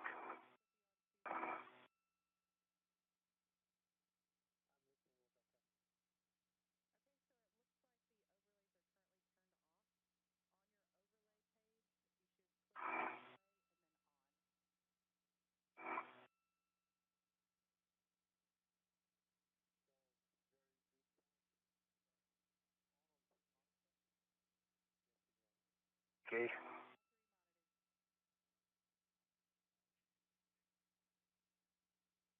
That's not far enough. This one's... Get it around the... It's going to be close enough. It'll give you stability. Okay. All right.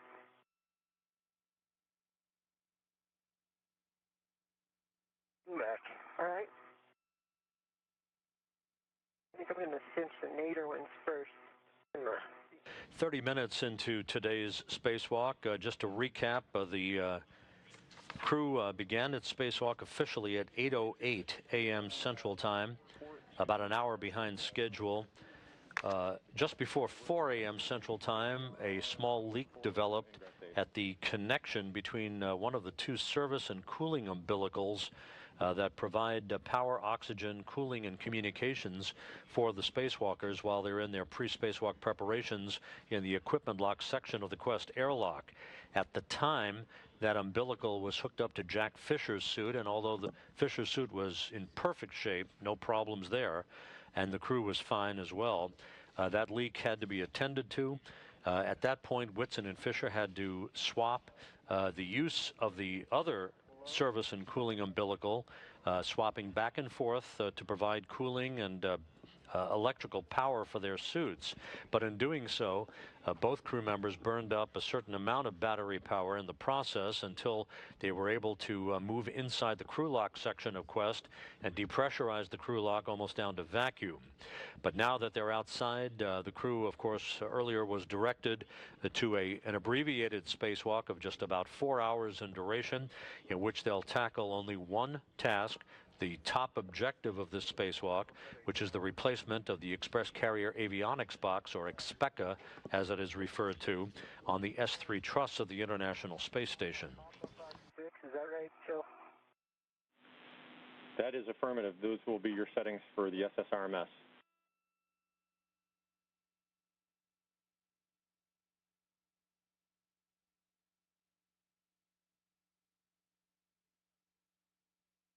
Papa set.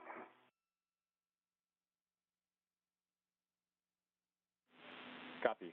Papa, Papa.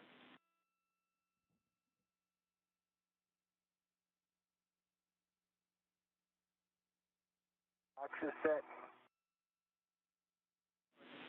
Copy, Fox.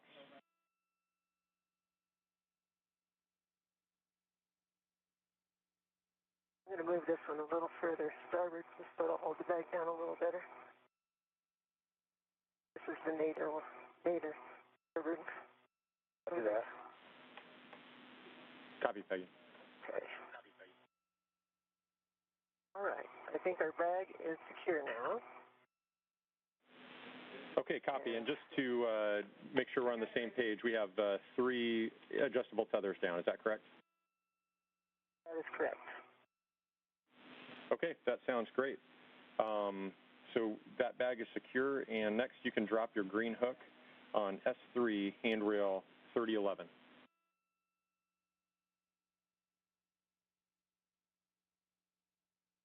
Okay.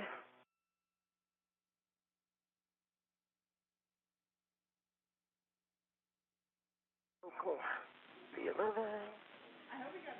And then two fishes, you're working on the APFR. I think you may have bumped your WVS button, so if you could cycle that for us. Got it, buddy.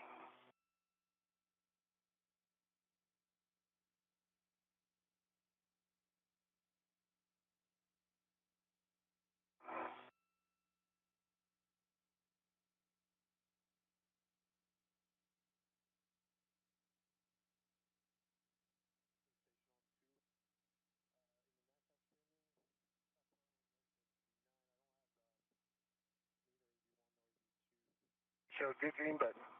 Good green light, sir. Okay. And we have your WVS back. Thanks. Green's down. Copy, Peggy. Next, we'll have you retrieve the square scoop from the spare XPECA H1, and that's the most nadir, the fuse end. And you can stow that on your MWS. All right, Joe, we got a ret on the APFR. Copy, nice work, and see you moving that to your BRT. On the scoop. Copy, Peggy. Once that scoop is... Okay, copy, 2 paddles out, 2 fish. You can head back to the...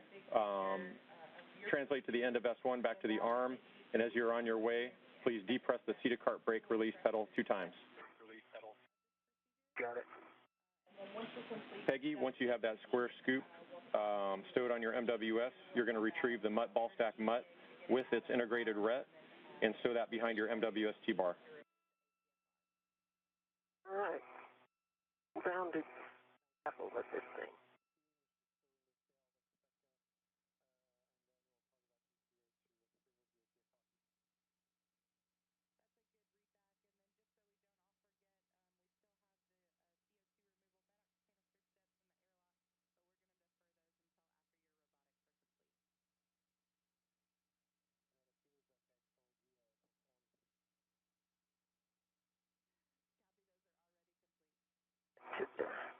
From the ball stack onto me from the bag.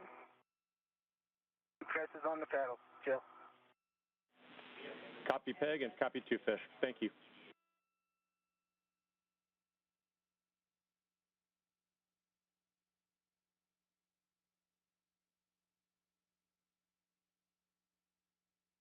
One right turned in.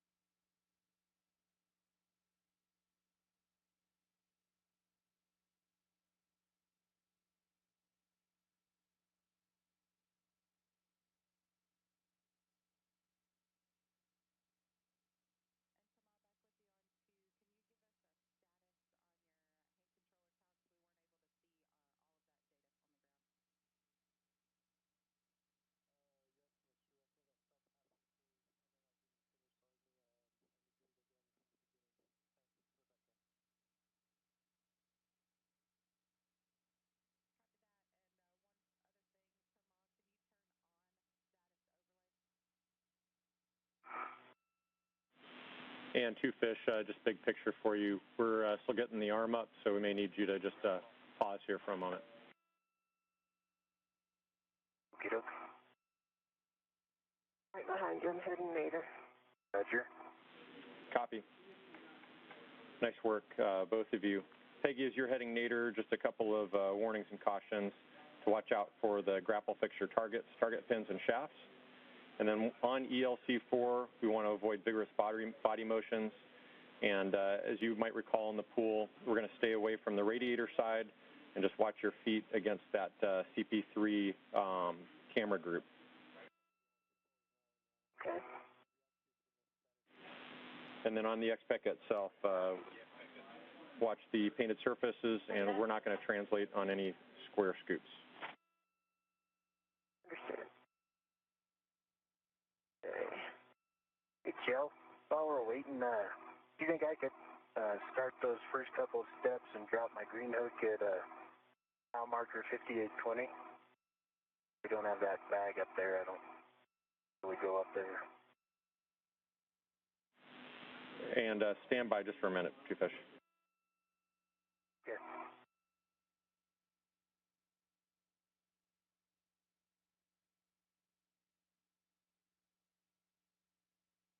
How's that ball sack treating you?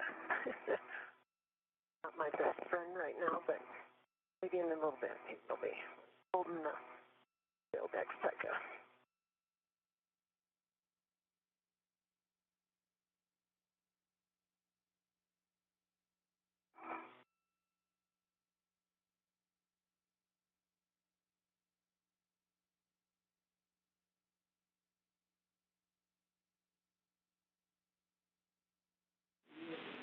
And Peggy, I see you at the X-PECA. You can install a square scoop from your MWS on the failed X-PECA's H3, and that's going to be pointing port.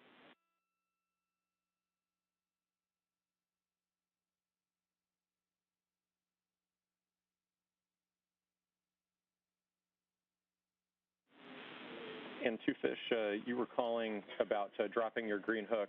If you don't mind, we'll just do that safety to other swap all as one group once we get your APFR installed. Okay, good.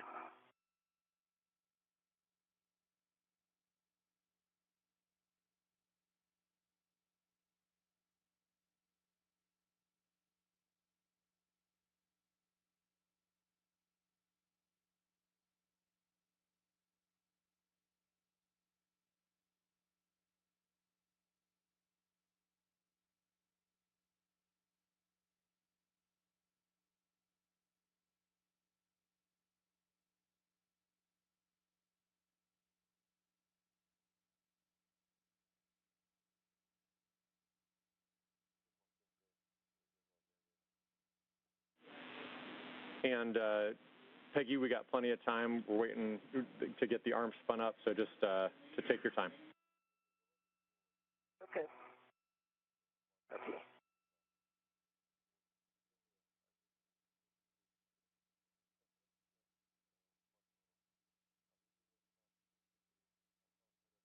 Right. On, it's pointing toward the feather from the square scoop.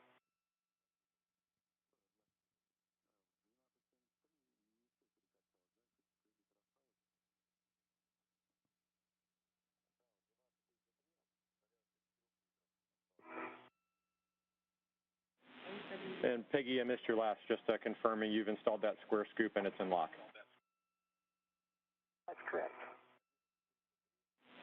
Okay, copy. Next, we're going to work on the ball stack mutt. That we'll be installing that on the ELC 4 handrail 8803. I have it inside. So we're going to move the free end of the ret on that mutt ball stack. We're going to connect that to handrail 8803 to start out. Right.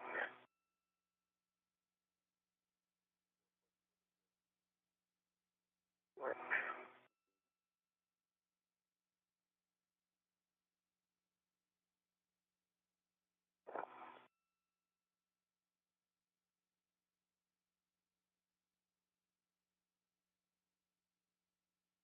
Okay.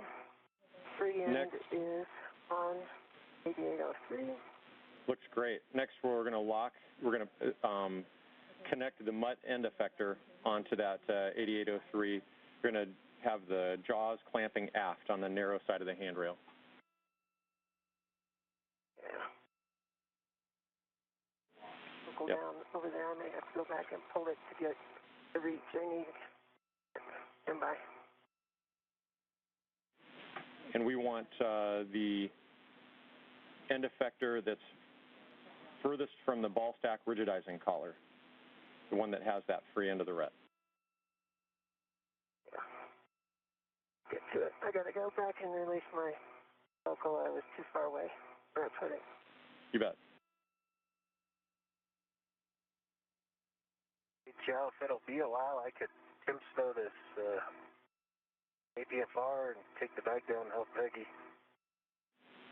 You bet. We're talking that right now, Two Fish, so stand by just for a minute.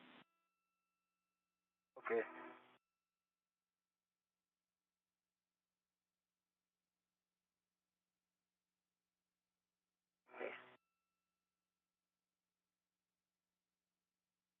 I got a local a little closer now. All right.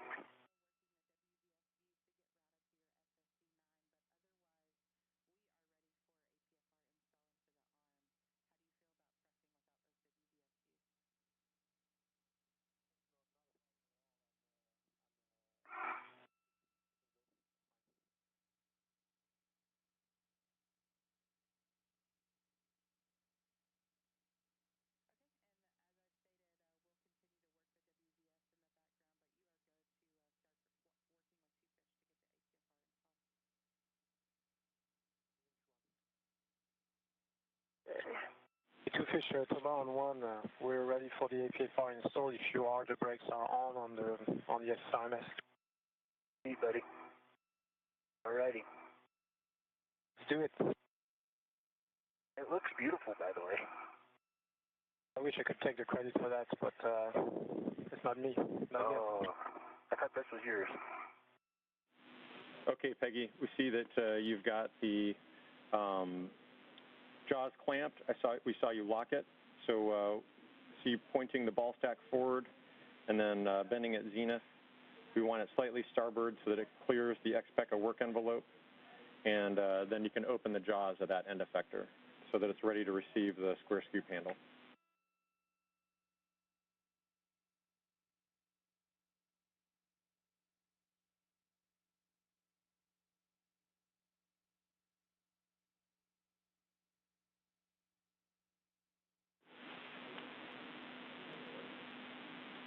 And then finally, Peggy, we'll have you move the real end of the RET from the MUT end effector to the XPECA tether point. Copy. That looks about right. This is Mission Control Houston, 46 minutes into today's spacewalk that began at 8:08 a.m. Central Time. This view from the helmet camera of Peggy Whitson in the 9th spacewalk of her career as she attaches an attachment fixture to the handrail of the S3 truss of the International Space Station, upon which the current express carrier avionics box housed on the S3 truss, once removed, will be temporarily stowed in favor of a replacement component that was flown up on the orbital ATK Cygnus resupply craft last month. I'll go back just a second and unlock this red up. Back. Perfect. That's great, Peggy. Thanks.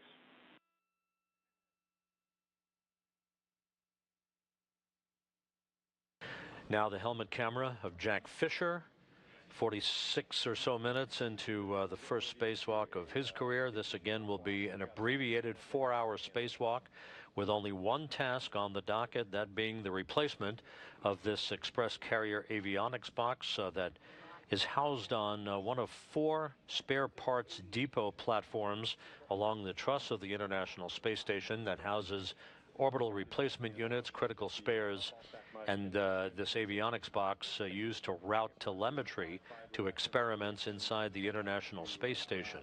The crew lock bag from mile marker 5760.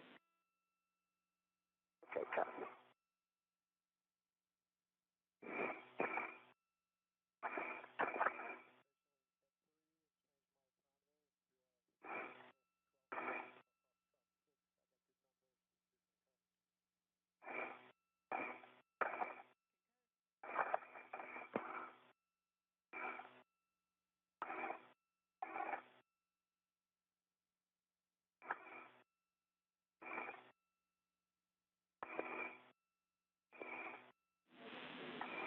And Two Fish, 20 seconds to hand over. I'll catch you on the other side for the safety tether swap. Sounds good, buddy. I'm on my way.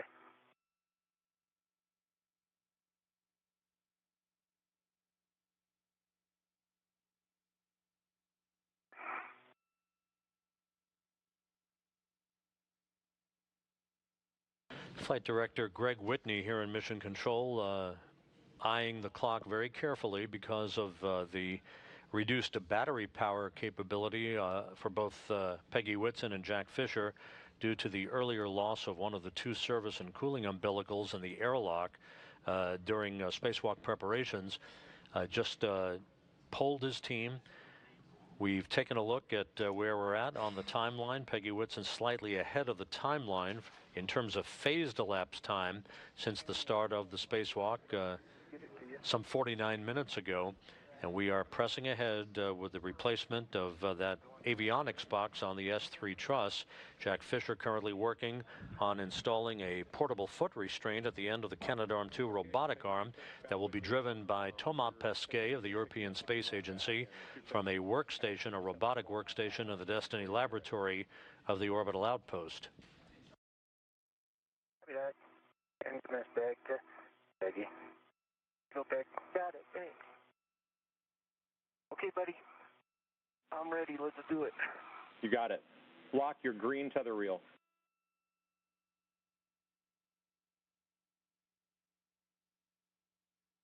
Copy. Locking my green. Check your green hook locks.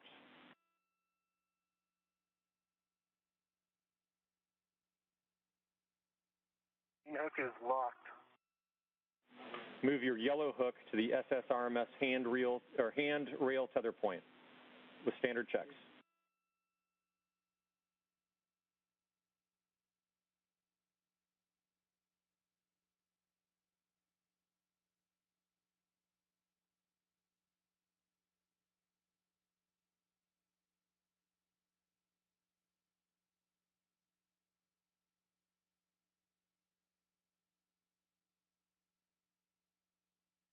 That is letter closed.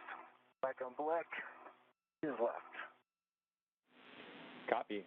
You can drop your green hook onto S1 handrail 3208.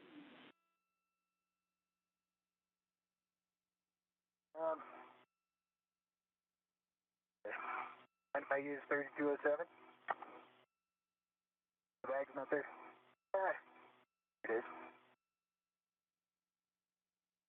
While Jack Fischer is setting up shop to anchor himself to the space station's robotic arm, which is poised at the S3 truss work site, where he and Peggy Whitson soon will begin work to replace the express carrier avionics box.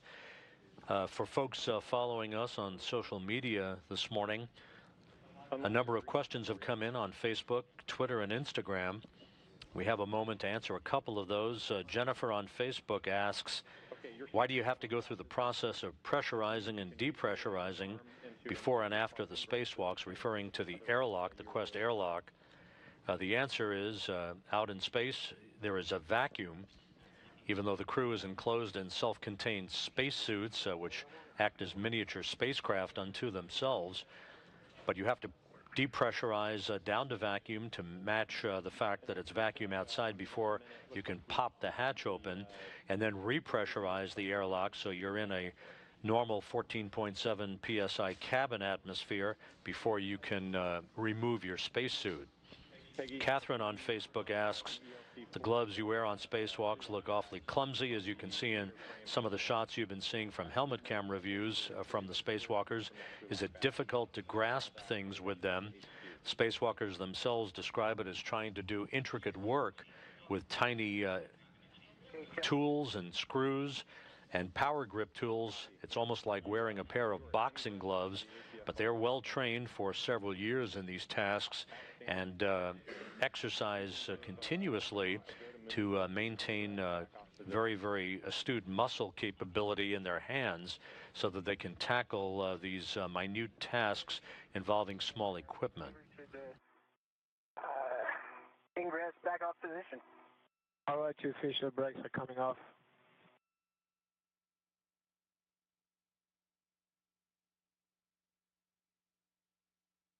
From the robotic workstation of the Destiny Laboratory, Thomas Pesquet of the European Space Agency is about to maneuver the Canadarm2 robotic arm to what is called an ingress position, essentially moving it ever so slightly back away from the S3 truss to give the proper clearance for Jack Fischer to install an articulating portable foot restraint and then to place his feet in that foot restraint to be driven to various areas of the worksite to assist Peggy Whitson in the replacement of this avionics box.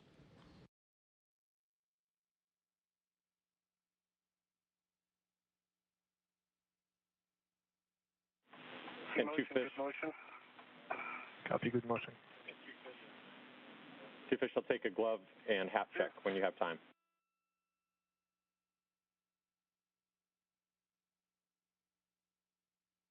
Gloves are pristine. Check is dry. And Peggy, see you installing that scoop. That's the appropriate direction, 45 degrees from zenith towards the port. Outstanding.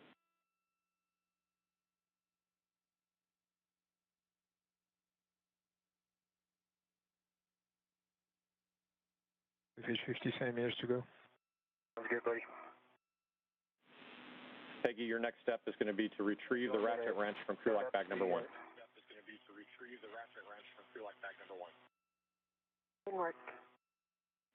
And of course, we'll leave that ratchet tethered to the crew lock bag, and you can then translate to the failed XPECA H1. Nader.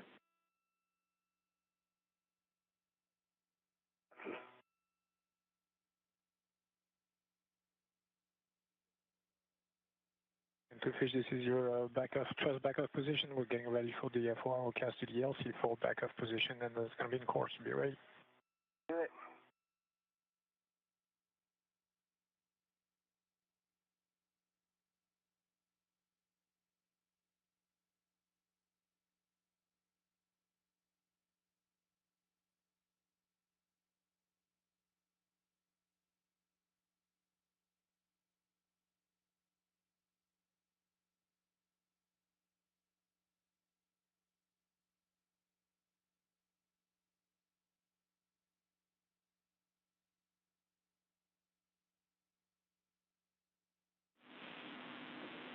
And for both of you, just a heads up that we're about to go into a night pass.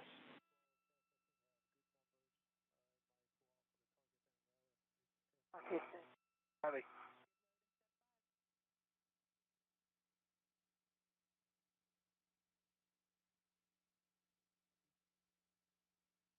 You want me to set up this PGT? Absolutely. Good call, two fish. I've got settings for you when you're ready. Clockwise 2. You got it. Bravo 1, counterclockwise 2. Sweetness, thanks.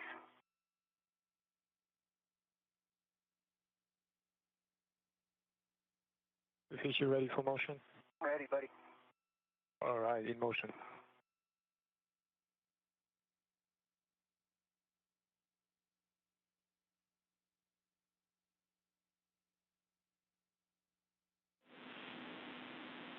And Peggy, once you've got that ratchet wrench, a good view of the handrail 8809. Canadarm2 robotic arm in motion as Jack Fischer is being maneuvered to join Peggy Whitson at ELC-4, that's Express Logistics Carrier Platform number 4, that you see attached to the S3 truss of the International Space Station on the starboard or right-hand side of the outpost.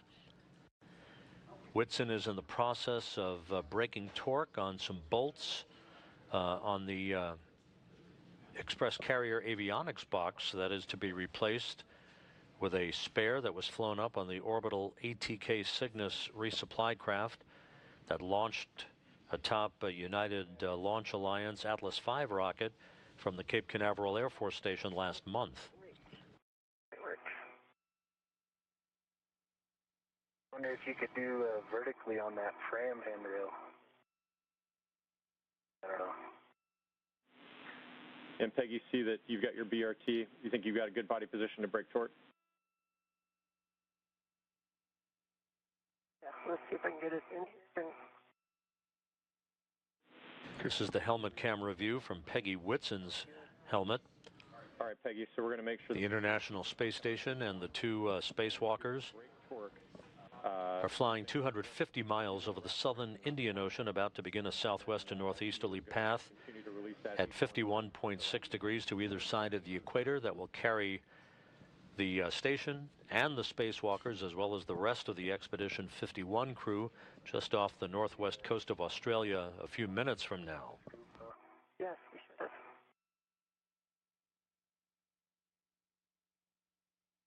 Did you not put a loop on that? Not on the film. And Tomas, I'm ready whenever you are to head in. Okay, I copy. I'll move you to the H2 position, 2 fish. Thanks, buddy.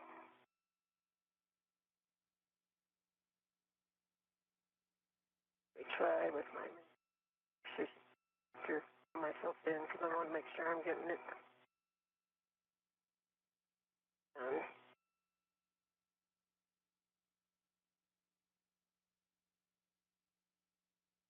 Fish ready for motion?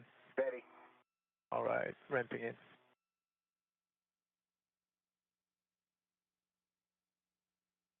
Motion. Copy, good motion. 1 meter 50 to go.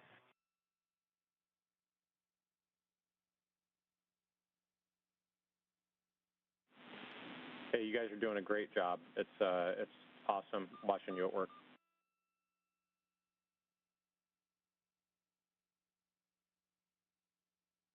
Fish 40 centimeters to go. Okay.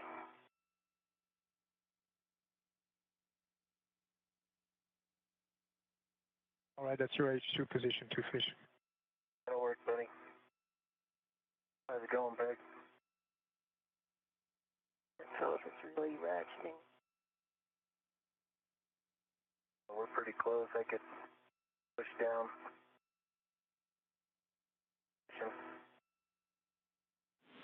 Nice work. You're moving it. The fish we're in standby. You'll go for failed. Expect a removal from my side.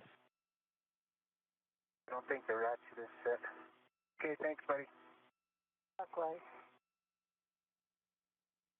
Going both ways. And now that you, if you feel like you've broken torque, you are go to use the PGT at this point.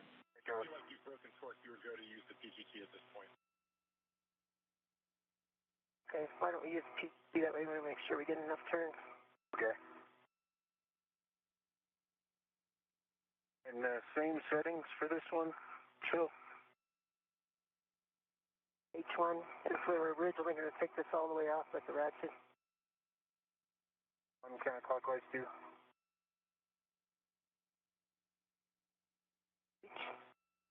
Those are good settings, 2 fish.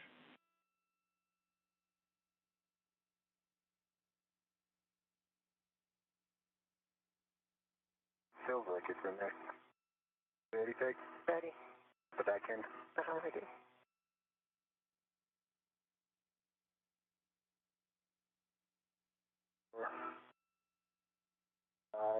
I can feel it popping off Yep, the end. yep, it's at the end then. That was that. Looks like H1's released. Outstanding. Nice work. You feel that.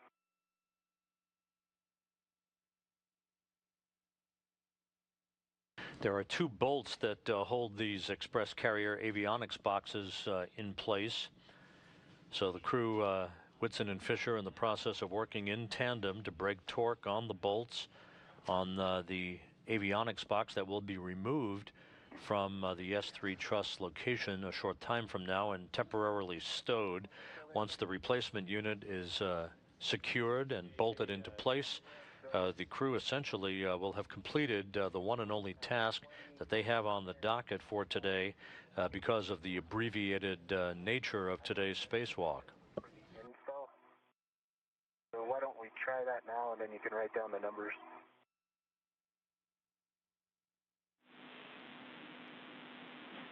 Ready? Call. Big. And Down Peggy and 2 fish back with you after a brief handover. Right. Alrighty, we got H1. We felt it bumping off the ridge, so it's fully released.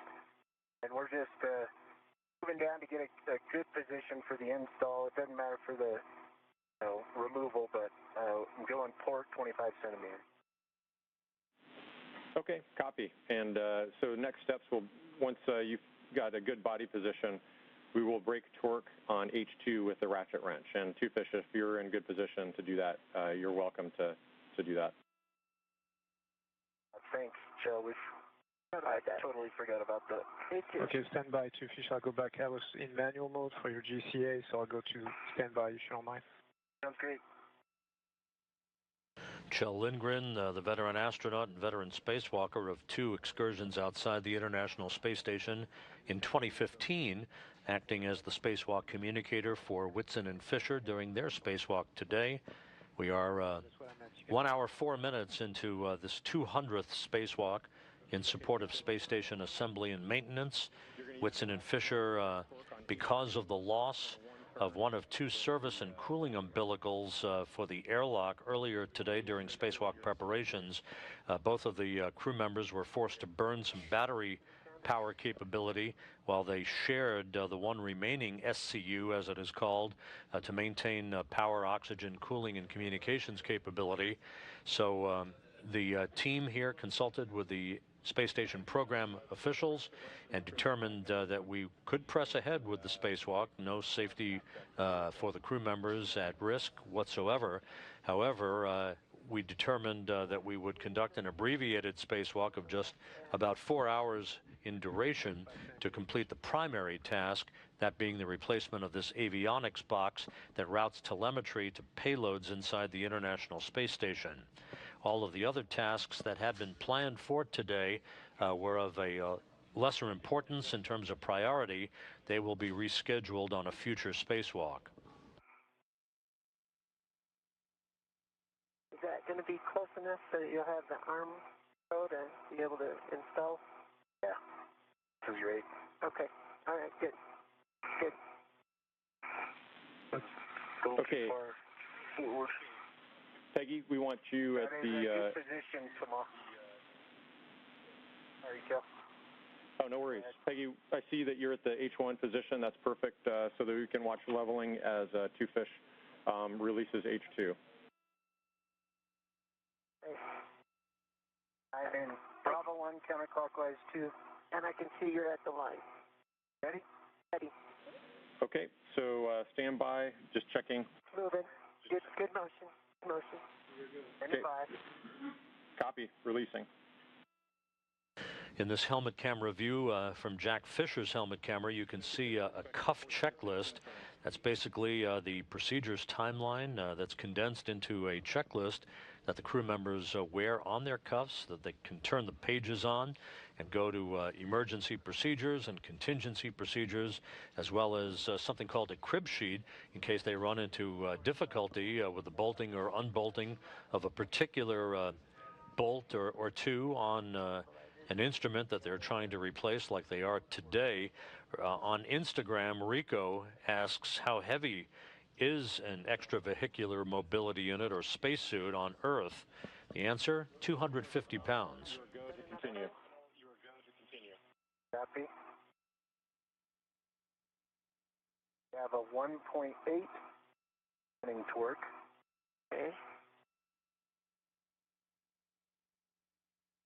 We're out of the cone on this end. That's low. Continue. Okay. Just making sure we're up. And I can feel it bumping off the edge. Okay, great. See? Outstanding work. That was, we got a... I'm sorry, Joe, I keep stepping on you. No worries. I did 14 turns, but we had that one low torque warning where I reset the collar with another 3, so it's 17 total. Okay, copy. 17 turns. Thanks. You can unlock the reel on the failed X-Pecaret.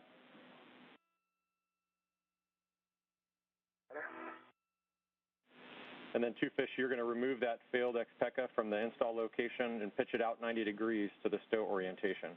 And then we'll have you and Peggy work together to stow that onto the ball stack mutt. Yes, sir.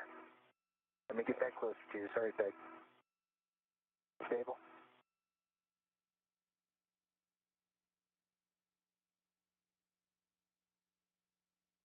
It's a little more.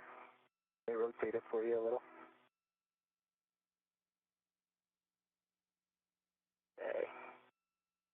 Come on. Paddles. One is out. Let me get down.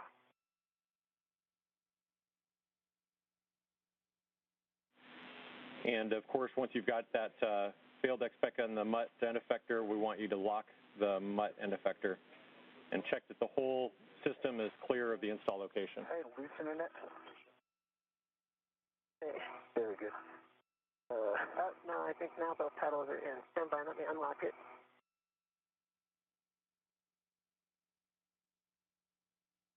Yeah, that's Okay. not in. Okay, now rotate your end out further starboard if you can. There we go. There. There we go. Lock that sucker.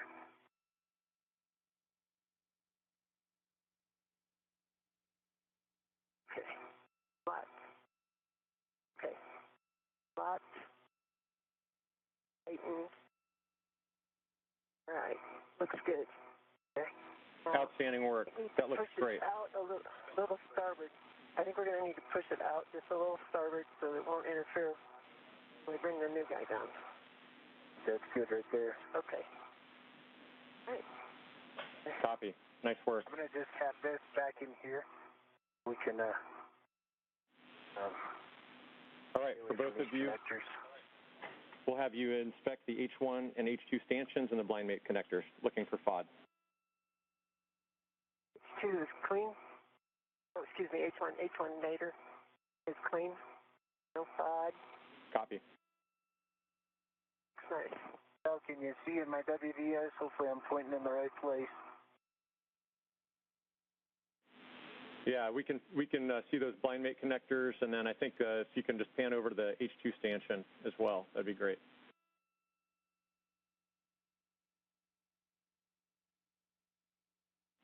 There it is. If he's out of position here. I look okay? I think you're going to have a better assessment. They look okay to you? Yeah, I don't see any shavings or, anything that would indicate a problem with the bolt. I can check it when I go by. All right. Outstanding work. Two fish, you can give Thomas a go to maneuver to the ELC-4 back-off position. Mike, you have a go. Let's go back off position. Okay, going back off position. Be ready for motion.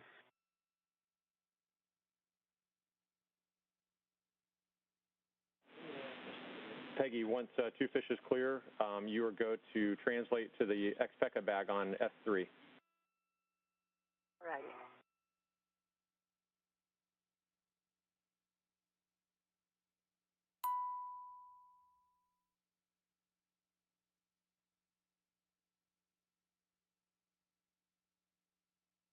Two fish motion started. Oops, sorry, buddy. I'm just above you. I'm bidding at the knees. Still having room. Copy that, Thomas. I'm ready. Right behind you. Hey, you guys are doing a terrific job. Okay, it's all clear. It's clean, and the connectors look good. Copy motion. Copy, Peggy. Thanks for taking another look. Right, and I'm heading to the bag.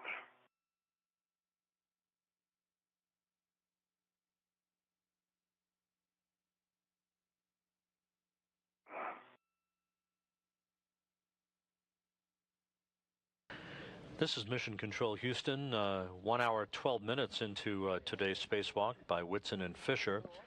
The faulty express avionics box on the S3 truss of the International Space Station has been removed as the two spacewalkers are moving ahead very, very rapidly with their work, well ahead of the phased elapsed time for these tasks.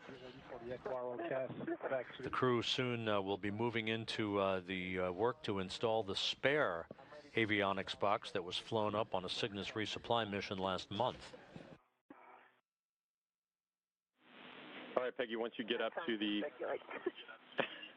X-Pecka bag, you can open the lid and attach it using those adjustable equipment tethers to structure. Okay. Good work. Y'all, you might see in my WDS, there's some like Velcro straps with little buckles on the truss. You might want to make sure those things are out of the way. I think those buckles may cause a problem if they're in the way. What I'm talking about. You mean for where they were installing? Yeah, for the new one. They were up above the nadir or the aft plane of the X-Pecka. So I'll try and make sure. There were two on port side. I don't know if there were any on the starboard side. We'll have to check that before we install.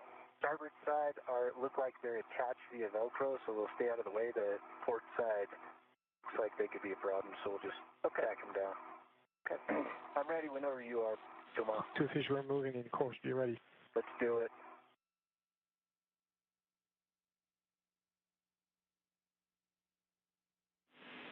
Yeah, and copy all. We concur with your plan. Copy motion, two fish.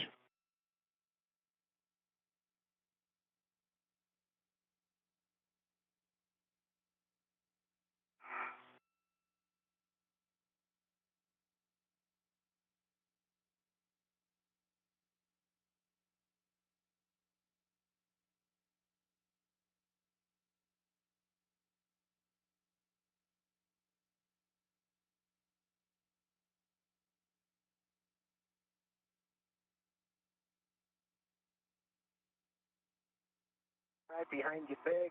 Okay. I'm gonna go over to the starboard side here and try and put down this feather. Sounds good.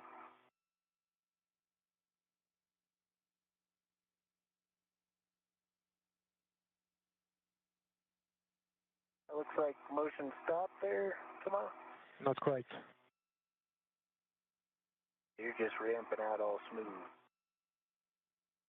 Take care of you. And two fish, when you're in good position, you can attach a ret from your MWS to the spare X-Pecka tether point and lock that reel out. Got it. Well, when you're ready, I'm ready for motion towards the truss. Okay, ready for motion.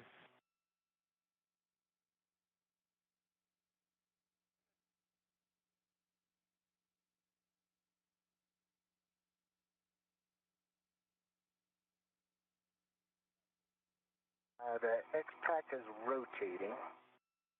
Oh, it sure is. My. Just let me know when you're ready for motion. I'm ready, buddy. Okay, embark. And be prepared to stop here while I rotate that back around. No problem. You can bend at the knees. Okay, so we're starting motion then. Yes, sir. Please.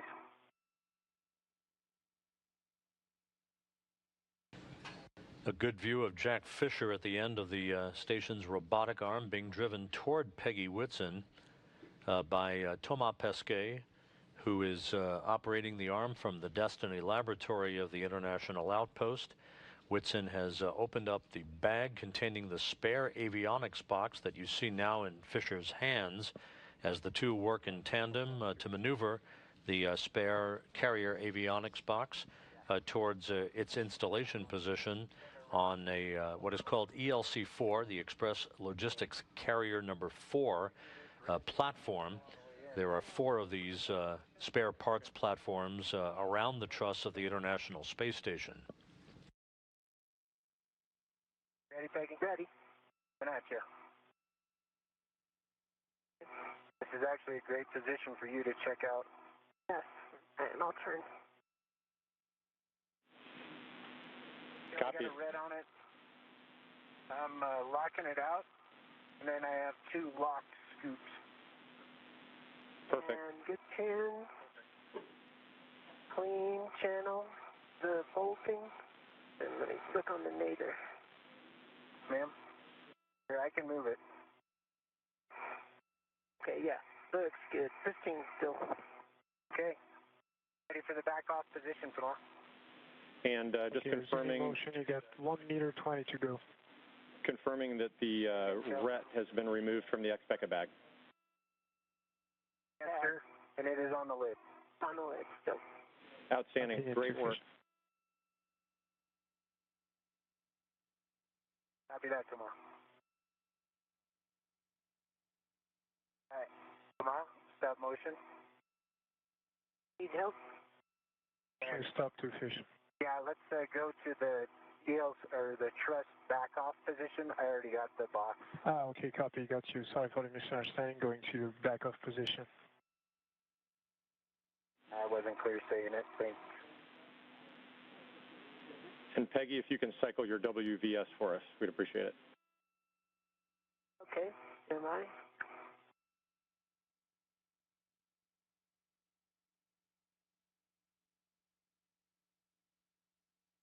Motion, buddy.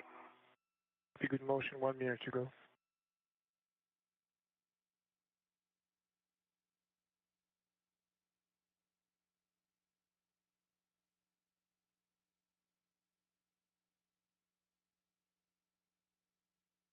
Okay, got a green light. Should publish 2 fish. Looks good. I'm ready to go to the EST2 back off position. Copy, back off position. Stand by 1. I meant Peggy, ELC. we have good Sorry. video. You are go to translate back to the ELC4 Xpecca install location, H1 side. Okay, I'm heading that way now.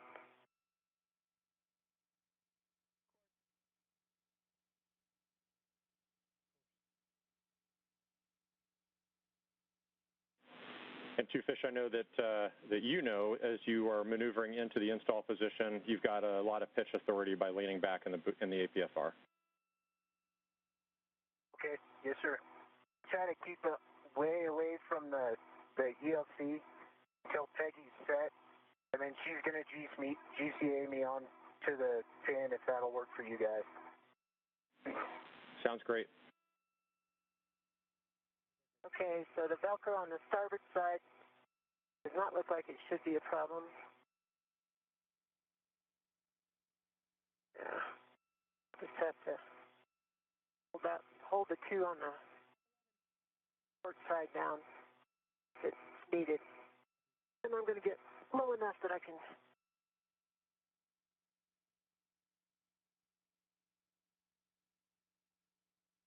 Jamal, if you're waiting on me, sorry about that. I'm ready for ELC when you are. Okay, 2 fish, we're moving. That's going to be in course. Be ready. Hold on to that Xpecca. I'm holding tight.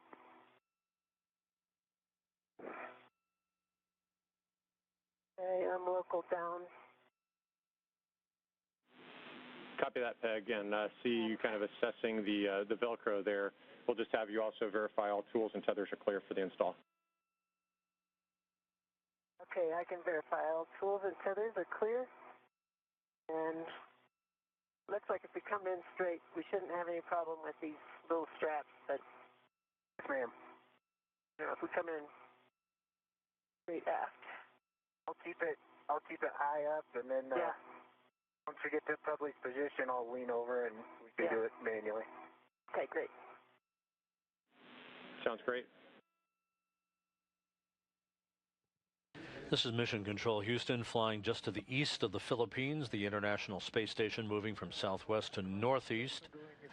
Whitson and Fischer are currently taking a moment or two just to figure out the alignment of the new Express Carrier Avionics box. You see that being held right now by Jack Fischer at the end of the station's robotic arm. He is planted in a portable foot restraint at the end of the arm, being driven by Thomas Pesquet, who's operating the arm from the robotic workstation of the Destiny Laboratory of the International Space Station. 1 hour, 23 minutes now into the spacewalk that began at 8:08 a.m. Central Time.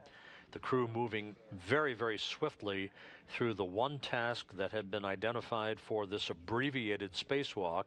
Whether or not the flight control team here, under the direction of Flight Director Greg Whitney, elects to reconsider the possibility of adding any additional tasks, will be reevaluated after this Xpecca, or the carrier avionics box, is installed and bolted into place on the S3 truss of the International Space Station. Sounds good, buddy. Ready for motion.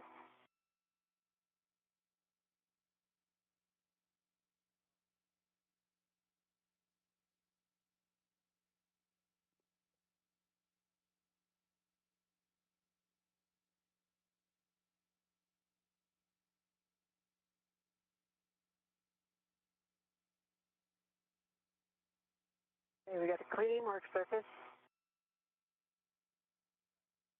1 meter to go. Copy that.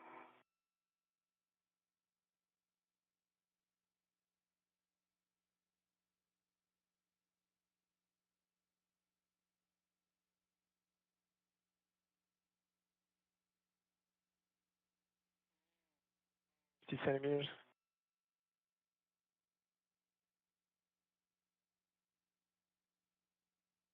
Do you think, Jack, you want to go starboard at all?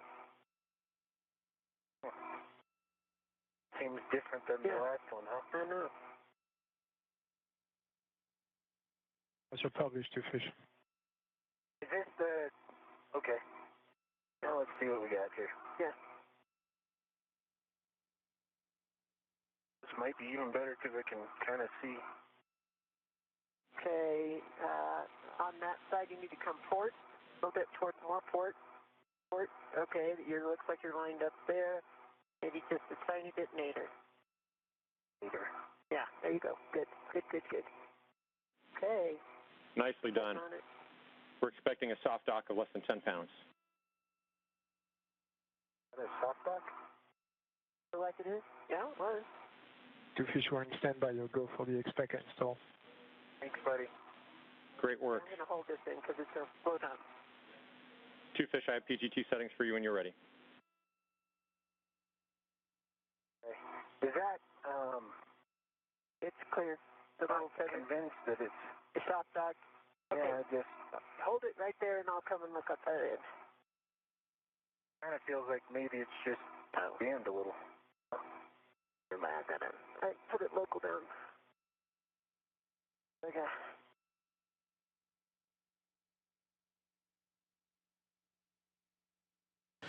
The view from Jack Fischer's helmet camera, Peggy Whitson just beneath him, as the two work to align the spare express carrier avionics box into its installation position on the S3 truss, replacing a faulty unit that was removed a short time ago. Once the alignment is complete, Fischer will use a pistol grip tool to drive a pair of bolts and firmly affix this new avionics box to the International Space Station. But my position, I could go about 30 centimeters starboard. Sorry, buddy. Hey, not a problem. 30 centimeters starboard, copy. Got the... I got it. I've got it. I'm kind of over the top of you. Back up.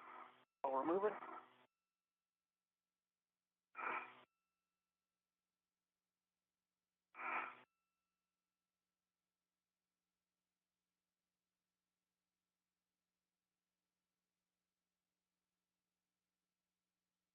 Two fish, you ready for motion? Ready. All right, motion. Good motion. Stop motion. That motion, that's 25 centimeters. Perfect, thanks. Okay, and Jack, I recommend you drive one turn or two, and then to make sure that it's moving. And 2 fish, you're in standby. You're ready for expect install. Thanks, Then I'll change position and get down there H1 and make sure it doesn't bounce like we saw on the uninstall. Okay. Sounds good. Oh, I'm ready. Alpha 5, clockwise 2. Alpha 5, clockwise 2. Copy that.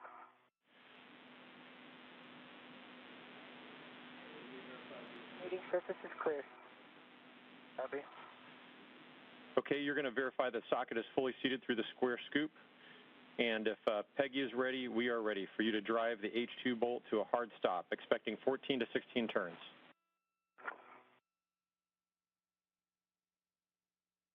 Okay. Alpha 5, clockwise 2, 14 to 16 turns. Good words. I am seated. Okay. Motion. Okay. We have low torque warning again like we did the last time. Coming out. Okay. At 8, that was after one turn. Cycle. Ready? Ready. You're good to continue. It's torquing out that one. It got up to 15.5. It still has the low torque fault. Okay, stand by. No motion at all down here. And Peggy, how's your leveling? It looks like the entire box is nicely leveled. Let me check.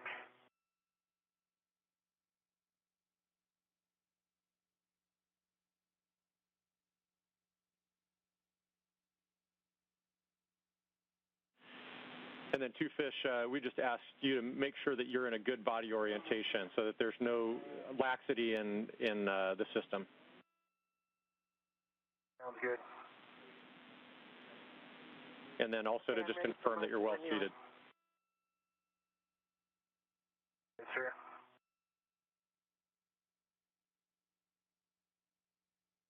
Okay. Ready, Peggy? Ready. Come on, baby. Not in there. Stand, I don't know if we're stand by. deep enough. And May not be stand. deep enough. And actually stand by for a handover. It's not even in, but yeah, it just pops right out. Okay. Hey, two fish, we'd like you to hold off for a moment. Yeah, we're just looking at. We're not going to make any turns. Okay, copy. And, let me just see. When you push down, yeah, hand me that and push down on both H2 and H3 at the same time. Okay, nope, stand by, we're not out of H1 now. Okay. And I think you guys are doing the right thing. We want to make sure that the box is appropriately in soft dock. We think that it may not have been fully seated, and it's going to be H2 only that has that soft dock. So you're going to push it down level, but really kind of applying force at the H2. Okay. Push down on if you can. Okay. How are we on that side? Good. We're in the socket. Okay, I just felt it sunk down, which I didn't feel last time. I think that might be the soft dot. Okay, give it a try. Okay, copy that. Great work. And we'll just verify that your PGT settings are alpha 5, clockwise 2.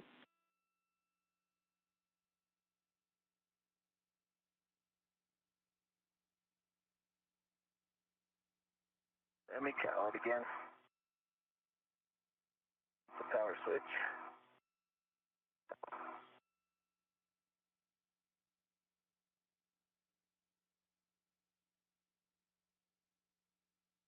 Alpha 5, clockwise 2. Awesome.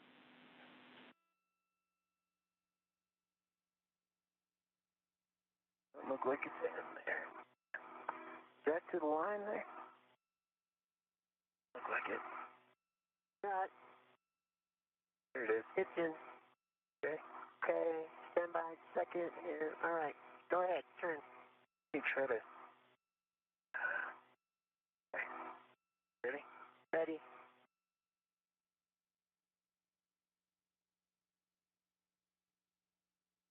Motion. Motion. Good motion. Okay.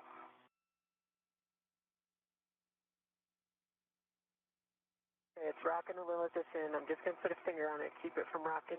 Going down. It's going down. Okay. Motion.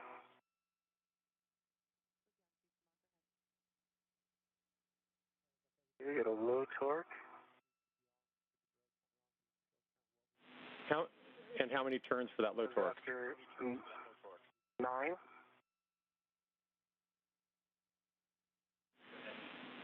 Copy and continue.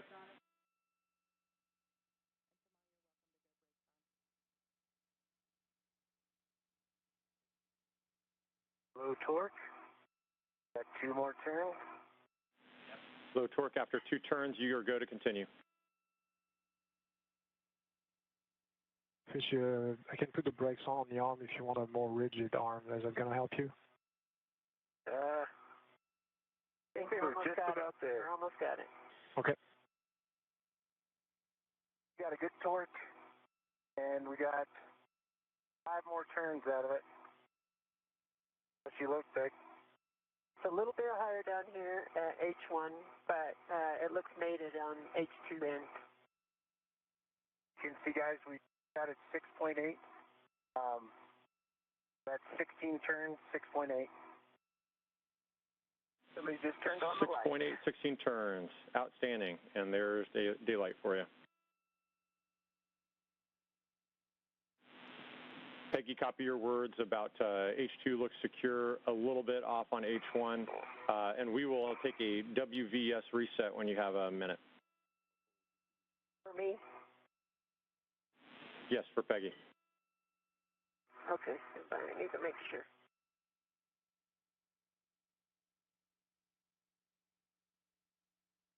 This is Mission Control Houston. 1 hour, 35 minutes into the spacewalk. The replacement express carrier avionics box has now been bolted into place on the S3 truss.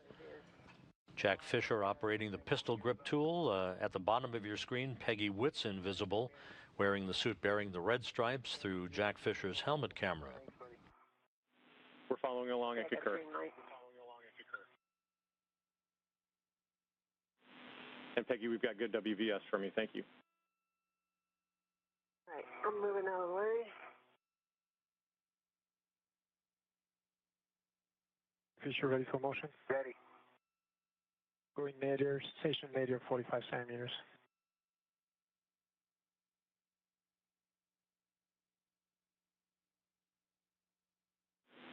Two fish, while you're moving, we're going to use this settings, same settings, alpha 5, clockwise 2.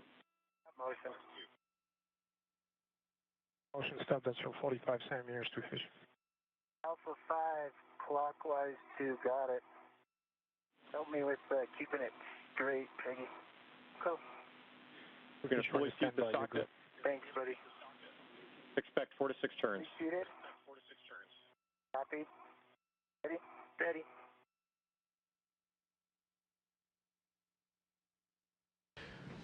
A couple of more turns here to drive the second of 2 bolts to a hard stop, but the new Expecca, the replacement avionics box, is now installed on ELC-4, the spare parts platform number 4 on the S3 truss of the International Space Station.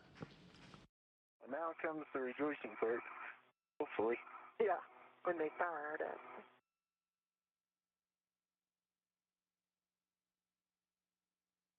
So, with the 4 hours, there's not enough time to check AMS or anything.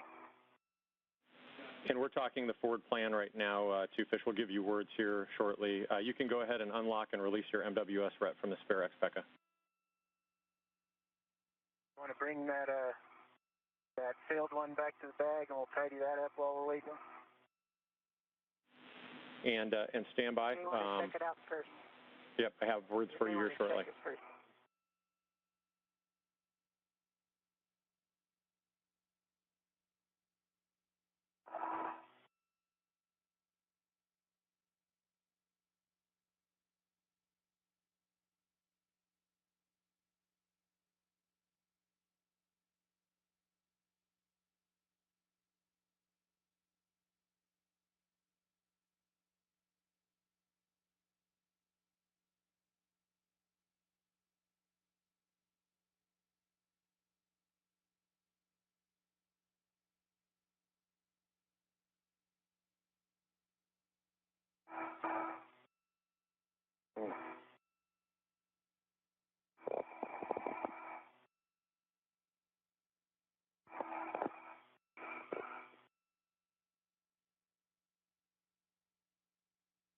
Can you push on my... This is Mission Control Houston. Flight controllers here talking now on the forward plan, since Whitson and Fischer quickly breezed through the installation of the new avionics box. AMS Terminator task and the GEM RMS MLI task. So right now, Peggy, we'll have you go ahead and retrieve the small locking electrical connector tool from crew lock bag number 1 and stow that on your MWS. Okay. Inward. Again, and see, the faulty avionics box now will be stowed by Whitson and Fischer, and they now will be given the green light to press ahead with 2 tasks that we thought at the beginning of this abbreviated EVA they would not be able to get to. But because of the rapidity at which they've worked through the installation of the new avionics box, we're going to press ahead for the installation of this terminator cable for the alpha magnetic spectrometer cosmic ray detector on the S3 truss of the International Space Station, and to cinch up some thermal insulation on the at the end of the remote manipulator system, the robotic arm, for the Japanese experiment module that resides outside of the Kibo module of the International Space Station. okay. And that's affirmative, Peggy. We'd like you to grab that connector tool and stow that on your MWS. Okay, inward.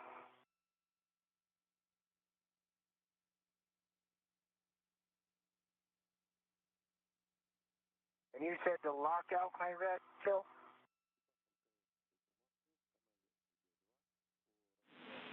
And two fish, no, it's not necessary for you to lock out the ret. Okay, got a red on.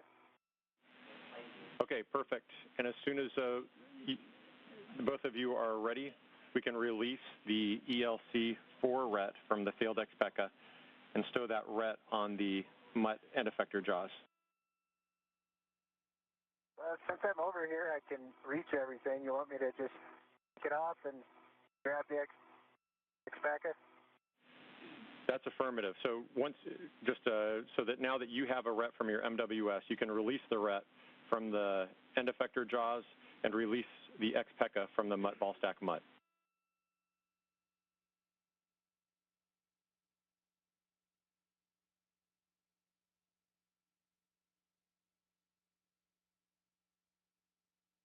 All right, Jill, I got it, and I got a red on it.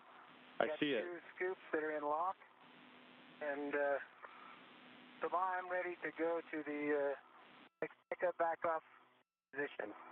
Copy 2 fish, stand by 1. Concur. Great work.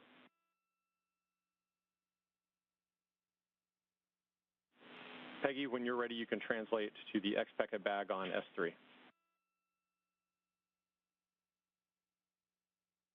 Fish starting motion. Thanks. IQ motion, good motion. Copy, good motion.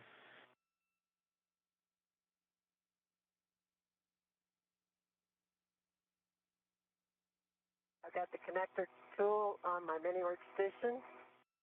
I'm removing my local, and then I'll translate. Outstanding. And so big picture, we're just going to be stowing this failed XPECA into the XPECA bag and closing it up. Okay. Fischer? Based on how it came out, that might be, I'll go Zader and you stay a little more zenith, and we can try and control both ends. 2 fish, that's your back off position. I'm ready for the truss back off position. In work.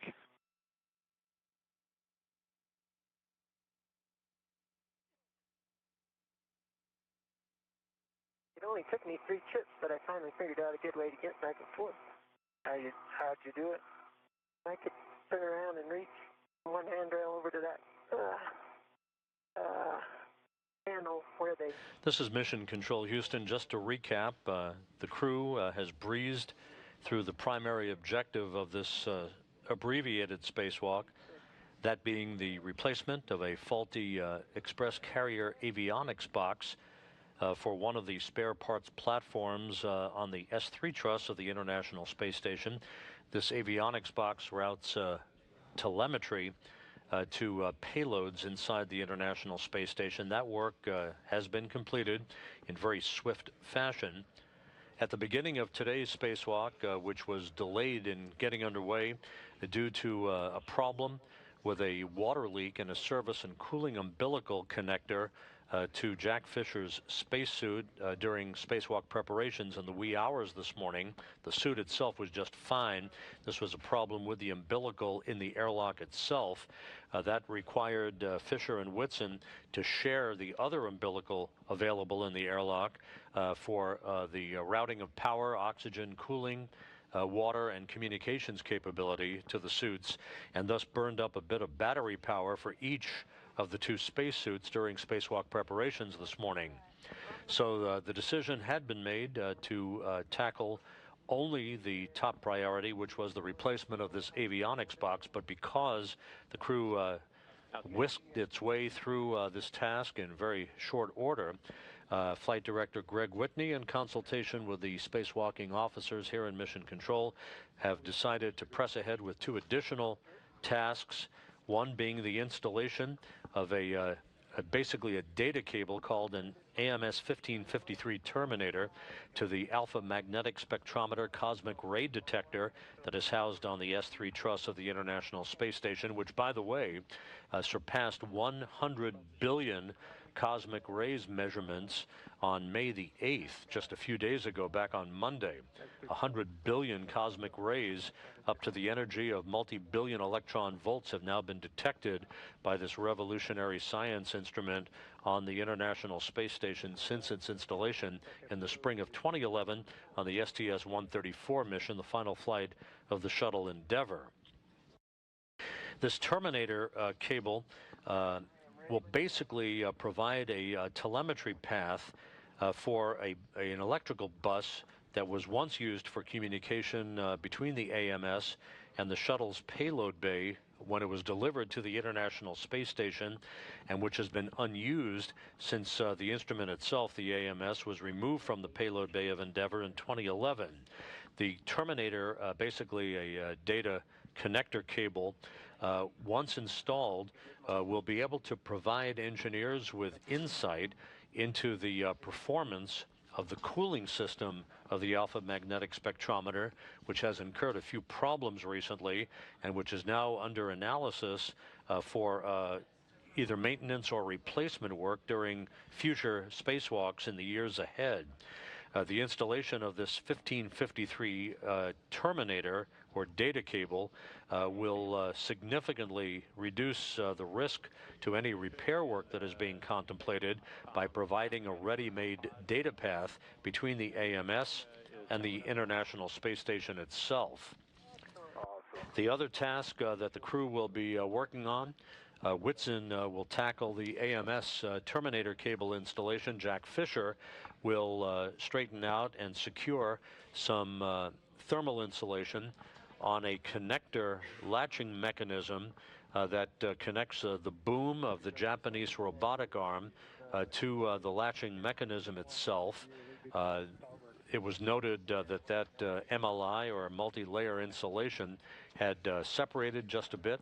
So either through the use of Velcro or wire ties, Fischer will secure that multi-layer insulation at the point where the boom of the Japanese robotic arm meets the connector latching mechanism at the end of that robotic arm that is used to move payloads back and forth between the Kibo airlock and an experiments platform just outside the Japanese experiment module. And then I see you both working to close the X-Pecca bag lid using those two adjustable equipment tethers and Velcro.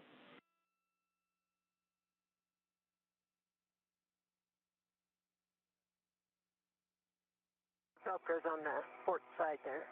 Port side? Yeah. Oh, gotcha. Yeah. There you go. Okay. Come here, little guy.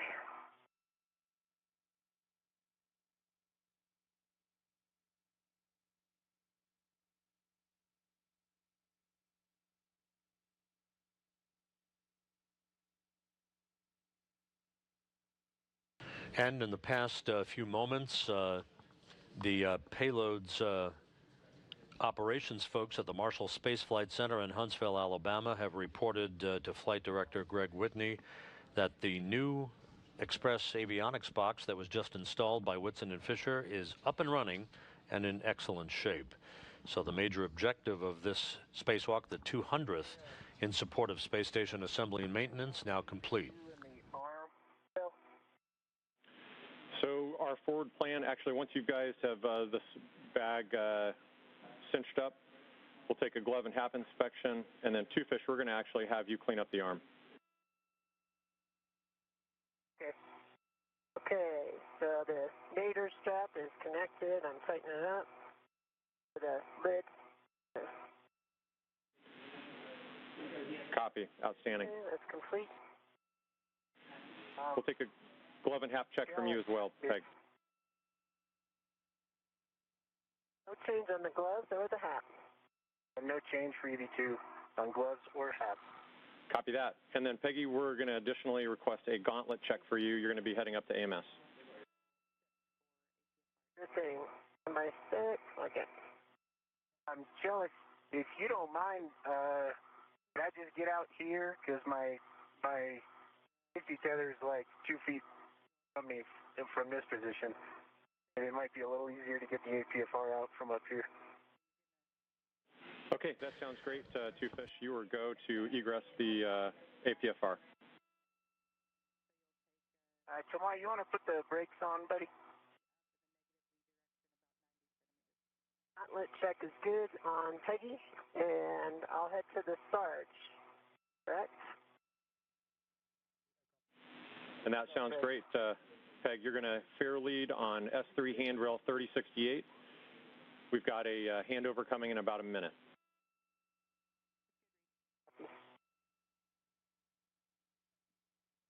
This is Mission Control Houston, working in warp speed practically. The crew has completed the replacement of a faulty avionics box used to route telemetry to payloads on board the International Space Station. The new component just installed by Whitson and Fischer, up and running in good shape as we have reached the 1 hour 51-minute mark into today's spacewalk. Originally was going to be reduced to just 4 hours in duration, now may go up to 5 hours. The crew's battery power on both of their suits looking good. The crew in excellent shape and working in tandem in extremely efficient fashion. Whitson will now tackle the task of installing a terminator cable, as it is called, for the alpha magnetic spectrometer cosmic ray detector on the S3 truss of the International Space Station. This connector cable basically will route data between AMS and the International Space Station in a more efficient fashion than has been the case up to this point, and in doing so will provide engineers new insight into how they may create efficiencies in formulating a maintenance and repair plan for some of the cooling pumps inside the alpha magnetic spectrometer that have been exhibiting some thermal excursions in recent years. Jack Fischer is going to cinch down some thermal insulation at the connecting point between the boom of the Japanese robotic arm at the outside of the Kibo module and what is called a connector latching mechanism, or CLM, around the wrist of the Japanese robotic arm that has been partially detached. We are ready for your tether swap, and have steps when you're ready. Ready. Lock your green tether reel.